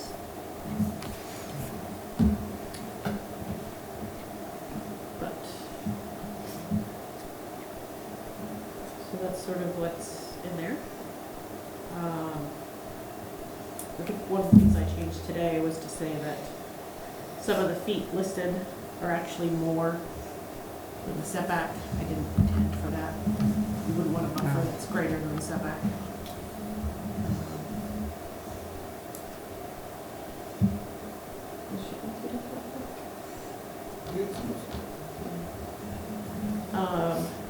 A little extra footnote, you don't get to put lighting in your buffer. We also get complaints sometimes of lighting that's literally at the property line. And even if it doesn't spill over, it's right there. I think if we can minimize that, except if it's out the street where you need marked turns and safety measures. I've seen that in some other ordinances. So this is pretty new. We didn't look at this last time. Well, that last one, did that have anything to do with an example? No, not really. No? I mean, I've gotten some calls about lighting, but this is also something that, I know it's something that we had in an ordinance when I worked in South Burlington, just because we minimized lighting at property lines and buffers. Wasn't there a complaint about the rec center and the, Oh, I wasn't thinking about the rec center, no. We No? did get a call about, I've gotten some emails, speaking of Sand Road, there is a storage facility out Nokian Tire Drive. You probably don't go out that way if you have no reason to go out that way. You don't go past I it. know what you're talking about. I do too, actually, my, Yeah, I do. I have So some there's a whole cousin new them. storage facility out there. Can't see it, yeah. Yeah, you will not see it unless you're trying to see it, pretty Mhm. much. And they have a lot of lighting. And they sit directly opposite some houses on a row. And I don't think they actually have any of their lighting in what would be considered a buffer, but it did bring lighting to sort of front of mind. In that particular case, the DRB did allow them to have quite a bit of lighting, but did say that 75% of it had to be on timers, that they could stay on all night. That was just something they implemented. That's not like a hard and fast rule. But again, when you have very disparate uses right next to each other, it's just really hard. Because you have a commercial use in a commercial zone doing what they're allowed to do. But that's not a PUD. It is a PUD. It is. It doesn't take Interesting. much to be a PUD. Is there advantages for a developer to do it as a PUD? Versus Waivers? Waivers, Did they get- basically? I assume it was a PUD. I guess I should have. Well, it was a PUD because there's, I mean, in that situation, that lot is very large and there's multiple different uses and principal buildings on it. So there's multiple warehouses, units within the warehouses, and then this is a new use with additional structures. Oh, that's all on the same lot? Yes. Wow. And there's condominium ownership, so, you know, they're all under the rail park, you know, Okay. association, but, yeah, there's a So lot it's of different under the activities happening there. Umbrella of the rail park, okay. Yeah, if you have different uses, you automatically have to be. Automatically, I can't. You have to be a PUD. Or multiple buildings, generally. So since there are no buffers in place for non-residential PUDs, there's no buffer, is that what you're? There's no buffers for this property. Okay. So they could build their storage, I mean, there's a setback, but there's nothing, you could tear down all the trees. Property-wide. There's no buffer requirement at any point on this lot. You could totally clear cut. And, I'm not saying that's what they did, I'm not No, trying to use them as I'm an trying to- example of this, but. I haven't driven down there, I know what you're talking about, I've never really been Yeah. back there. So An no- example, you'll see it with the rec center. Rec center clear cut, that's what you were talking about. Rec center clear cutted, and there's no buffer between them and the houses. So they end up having to Surprised they put, did that. then they had to put, they put fencing up and they had to put greenery through it because the cars pull in and pull around and shine off the houses. But they are legally, I mean, they're allowed to do it, so. I don't think it was a thought. But that's not a PUD. No, it's not a PUD, They but it's actually still, have quite a few acres of land uncut. Yeah, I thought they had Doesn't to. feel Yeah, that way not in the for front. People who are used to seeing. yeah, Darkness. yeah. Well, one, Yeah. one thing to note that has come up, at least in one DRB hearing, not related to that project, but it was, you know, there's a PUD buffer that, you know, they might leave some trees within. But if a tree is, you know, over 20, 30 years old, the amount of screening it's doing at ground level is much more minimal than plantings. So, you know, the DRB, we've tried to have some different conversations about, you know, if the purpose is to screen, let's talk about if this vegetation's doing that, or if it's just there and it is nice to have for different reasons. So that's come up recently. Yeah. No, I think it's important. Get a, if Yeah, there's and commercial fences- PUDs, yeah, get the buffer zone there. That's like, gonna solve everything. But.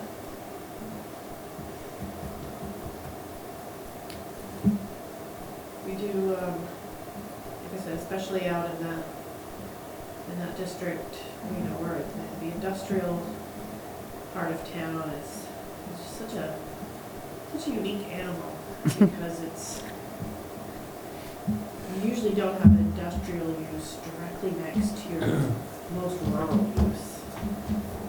But they both exist, they both have the rights to exist, they're both doing what they were intended to do. They're just really incompatible. What about your, the side note one, what if it's like general development, so you got commercial residential next to commercial residential?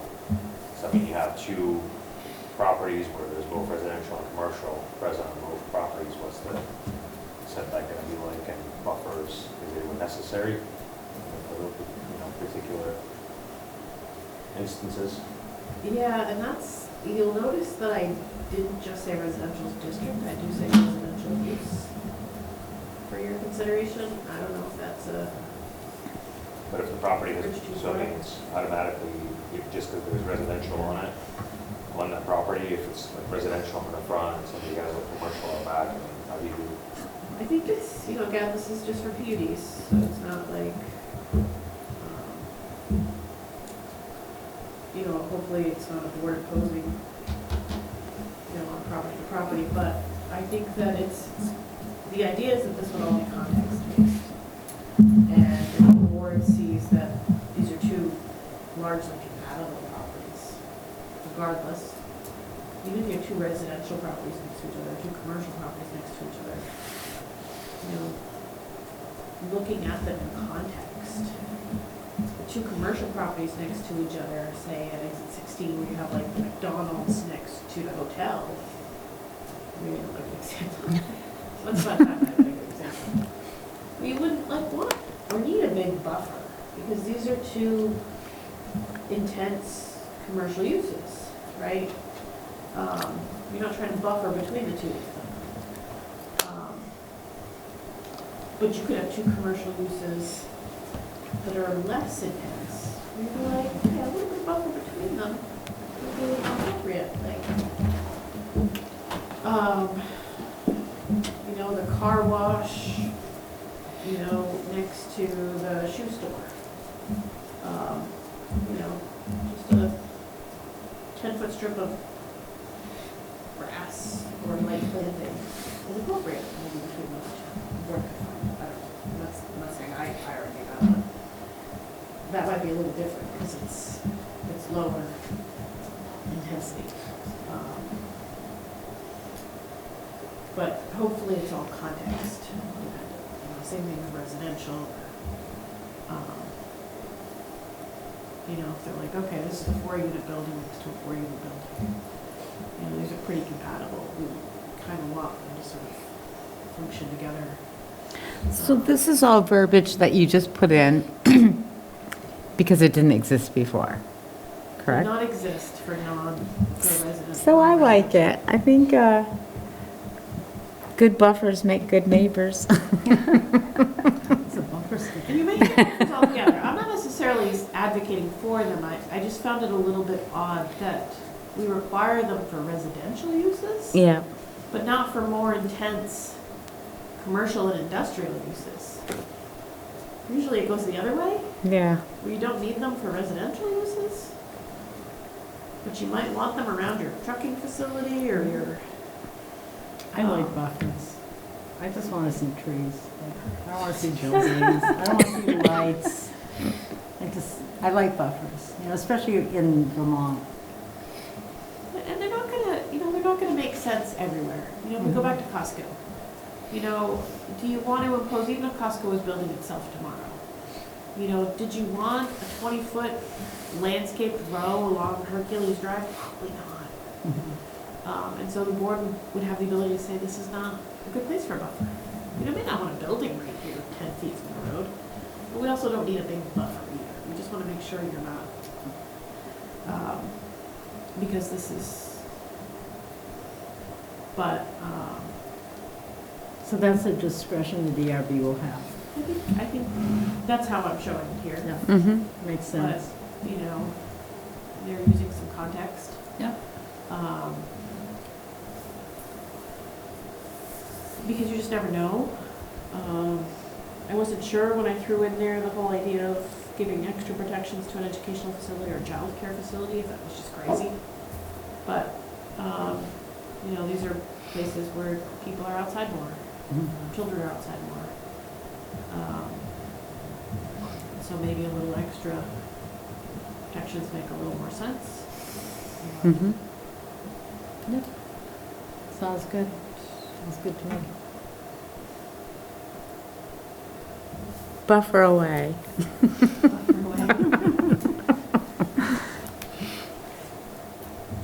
Yeah, it doesn't add any more to the setback, so. Yeah, I think the only thing that would have any sort of requirement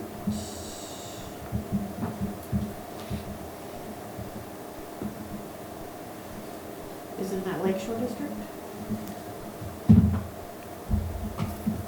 As shown here.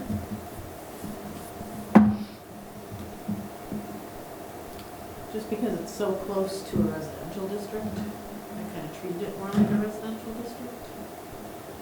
Mm-hmm.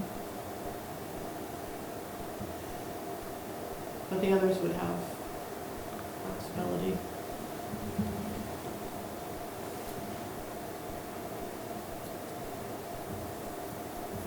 I'm not married to any of this, so feel free to chew it up and spit it out if you. This is just something for you to respond to.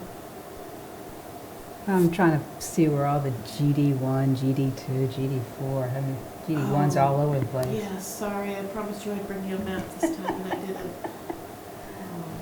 It'd be good to know where some of the stuff is. It's hard to see on our little tablets. Yeah, it's hard to see even on a big printout. This is for new stuff. Or if somebody wants to do something new in the PUD. New stuff or, I say additions larger than 40% of existing structures. Probably should reword that. But substantial redevelopment. Yeah, Like, yeah. I could probably even change that to 60% because that's more than half, right? Yeah. It's not meant to be, it's meant to be proportionate. So if your lot is already largely in place, it's not meant to make it challenging for you to meet a standard like this. Yeah. But if you are, stop me from asking. You know, if you are the Motel 6, and you're gonna triple in size, you would now be subject to this.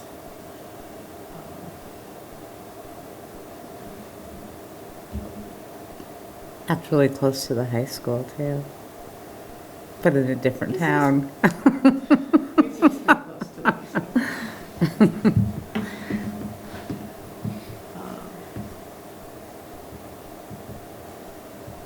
But, you know, if you're just the Maple Fields and you're adding a new walk-in cooler in the back, it doesn't apply.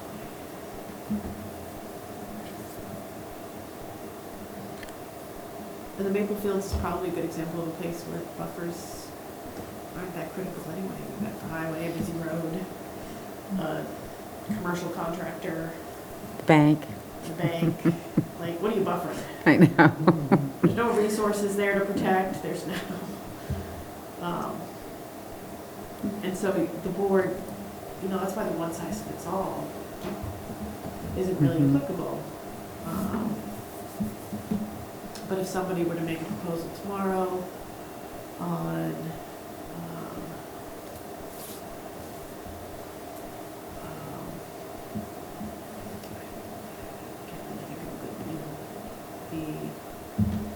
the Burgandy's farm stand.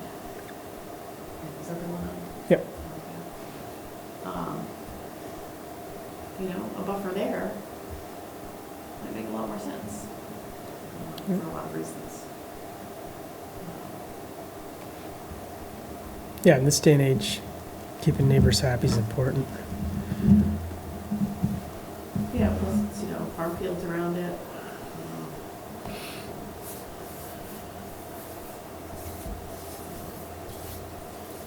Any ideas on that one? Huh? No, I think it's a good idea. We're all nodding our heads, yeah? Yeah, and you Yeah. don't have to stay stuck with the language if you continue to noodle on it and say. He said, I even adjusted some of it today, so I'm bringing that back. Next time. Yep. So that's the end of that. As far as next time goes, probably will be looking at this fireworks ordinance that I've been promising to bring you. We may return to the form-based code stuff. We'll probably have a visit from the Regional Planning Commission to talk about the future land use map.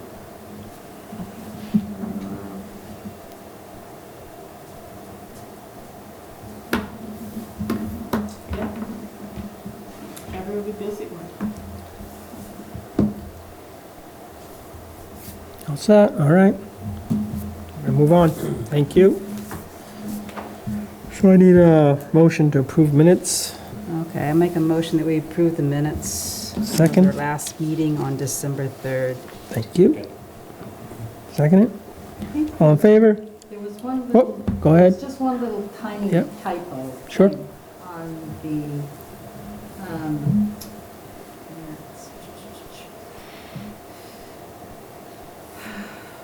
On the, oh, in the, fifth paragraph, down, and the second sentence down, is that, it says "the," and I don't know if it relates to anything. Let's see. There's more than a tiny typo too. Should I just ignore it? Let's see. So you're on, Yeah, the fifth paragraph down. Does it change the language? which one? Number 4? Fifth. Oh. You go to the top, Go to the top. yeah, and go where it starts with C. La Rose. Yep. You go C. La Rose, C. La Rose, that's 3, Yep. 4, 5. In the second sentence, discuss some hypotheticals, The use? the use, situations, the use, that use, is it that use? See, situations, I think it was intended to be like that. The situations, use 1.1. I think it means the use 1.113. it's down 1. Oh. Yeah, hypothetical situations, after situations. Yeah, Is it supposed to be that way? I think so. Yeah, that makes grammatical It sense. does? Mm-hmm. Okay. That's that home occupancy However- thing. Before you approve it, the copy in front of you to sign says December 3rd. Oh, So the draft you saw has the 4th on it. I know, I'm gonna have to fire Kirk. I'm sorry, guys. Yeah. So I don't know if you have to reflect that at all in your, I don't think so, because you're signing a copy that says the 4th. Yeah. Or the 3rd. Yeah, we're set. So I don't think you have, I think you No, need a that's- motion on that copy. Correct. Absolutely. Okay. And the motion is for the 3rd, right? Correct. Yeah, you're very specific. very specific. Yeah, that was good. Realizing it all. draft that you had in your packet does say the 4th, but I did fix Yeah. it. okay. We're signing the 3rd. Yeah, we're good. Okay. We proved the right one. All right, I'll motion to approve. Aye. Hi. Aye, okay, Aye. very good. All right. And we've got miscellaneous items, planning and zoning report. Were you guys able to see this? I'm trying to click on it here and it won't open. See what? Planning and zoning report? You Oh, were able that, to see it? Yeah. I think we'll see it. yeah, I need a meeting. I can't see these things. So you're able to see it, okay. yeah, looks good. We're moving So forward. I don't always get these to you because sometimes our packet comes out ahead of getting these done, but. Still want to talk to you sometime how we can look at what it's on the boards. You said there's a way to look at the projects that are been approved and those that have been presented, but I haven't gotten how you do that yet. In the report? No, there's some in the report, I said, oh, I would like to see what that was. And I don't know how to, In Elms? Yeah, I don't know how to go and do that. Yeah, we can set up a Zoom meeting if you want. I can walk you through. Okay. We could probably all use that. I could use that. Yeah. Yeah. I was Okay, looking, two of you at a time, okay. or individually. I was You can looking get in for a there, map that But you showed- can't get in there without a password. I've used You it need a before. password, but I can give you all the passwords. Yeah, because I know how to use it, but there's never, I never Is never it think about it. user-friendly? There's a few, you need like a 15-minute training to Okay. really get the quirks down. I mean, I live down the road, I can, Yeah. Stop in here person sometime. or whatever's easiest for you. Stop in. I'm happy to walk you through it, but if I'm not around, any one of the staff can do a better job than me.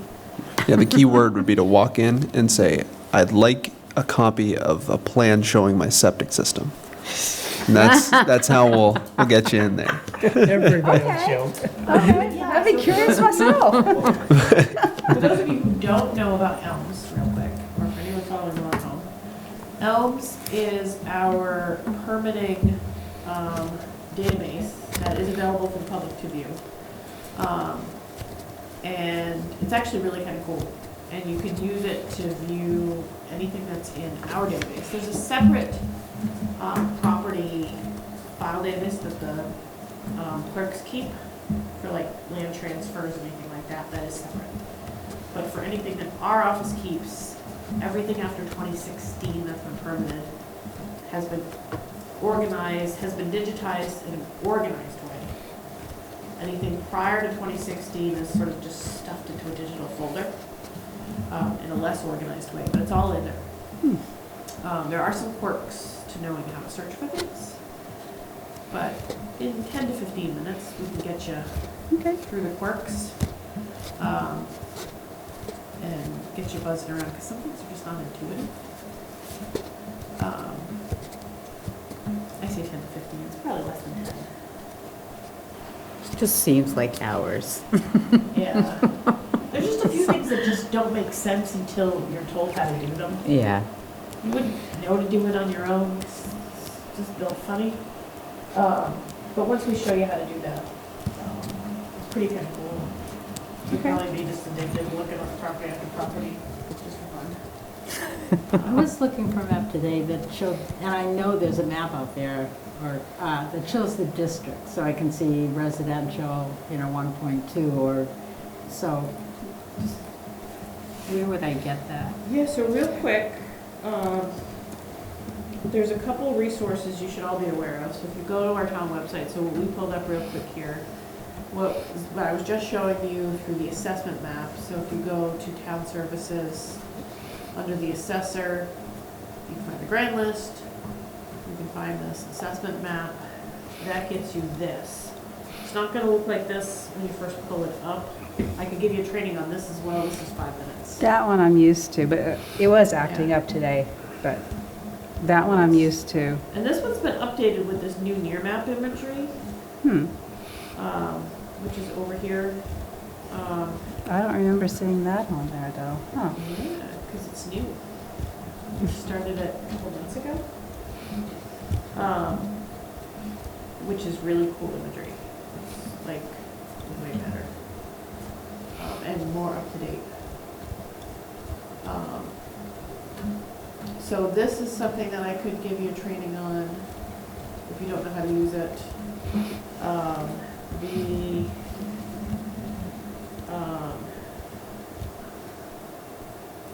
elms that I was just talking about.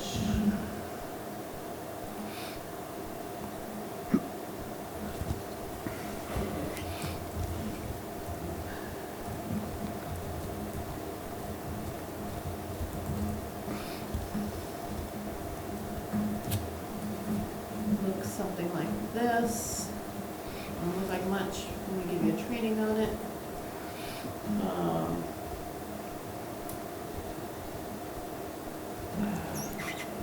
Does the town office have anything? It's not good example. Not a good example. All about the rec center. So you type in an address, and you let it complete, because inevitably you don't know if drive is supposed to be spelled out or not. And again, these quirks about what these pluses mean, these are all the things that I'm gonna show you, but, Was there a time that you can get into this without the password? Yes, for sure. Okay, because this is looking familiar, Yeah, and I just can't access it right now Right. without the password. It used to be password. It's public. that's still it. So when you get in here, so this is how you see plan sets. Okay. that's cool. So I clicked through things really that's the fast, same thing but that I I'll saw show you. before, I just don't know how to get back into it. Yeah. Okay. And then that creates things that you can open.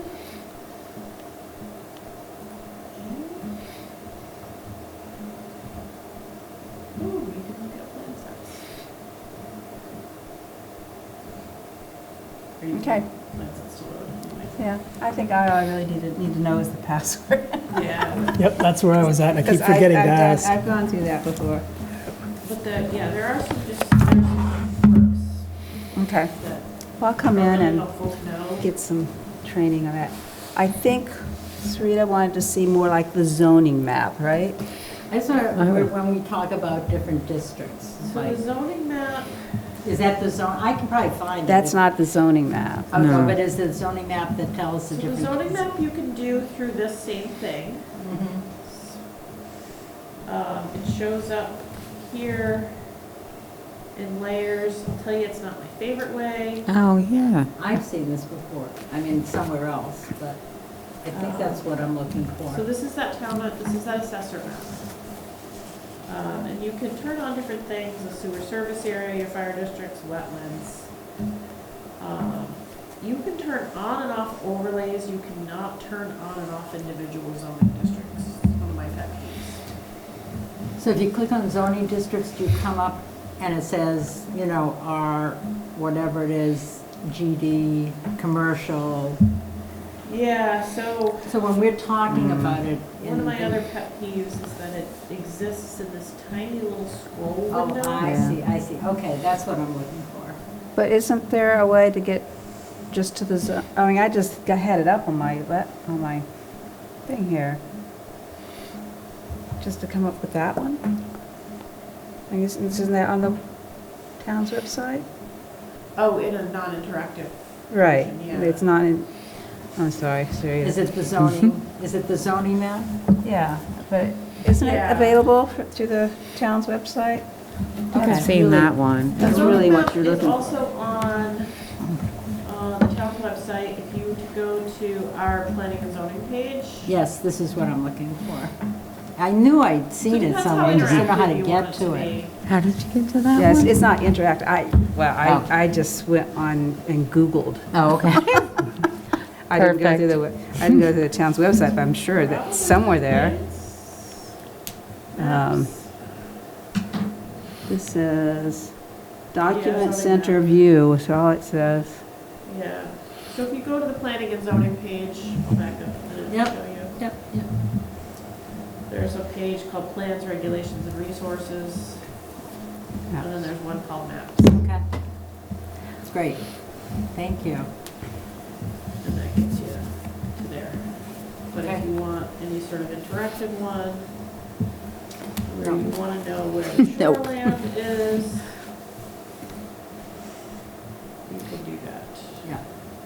There's your shoreland district. Oh. Not the best.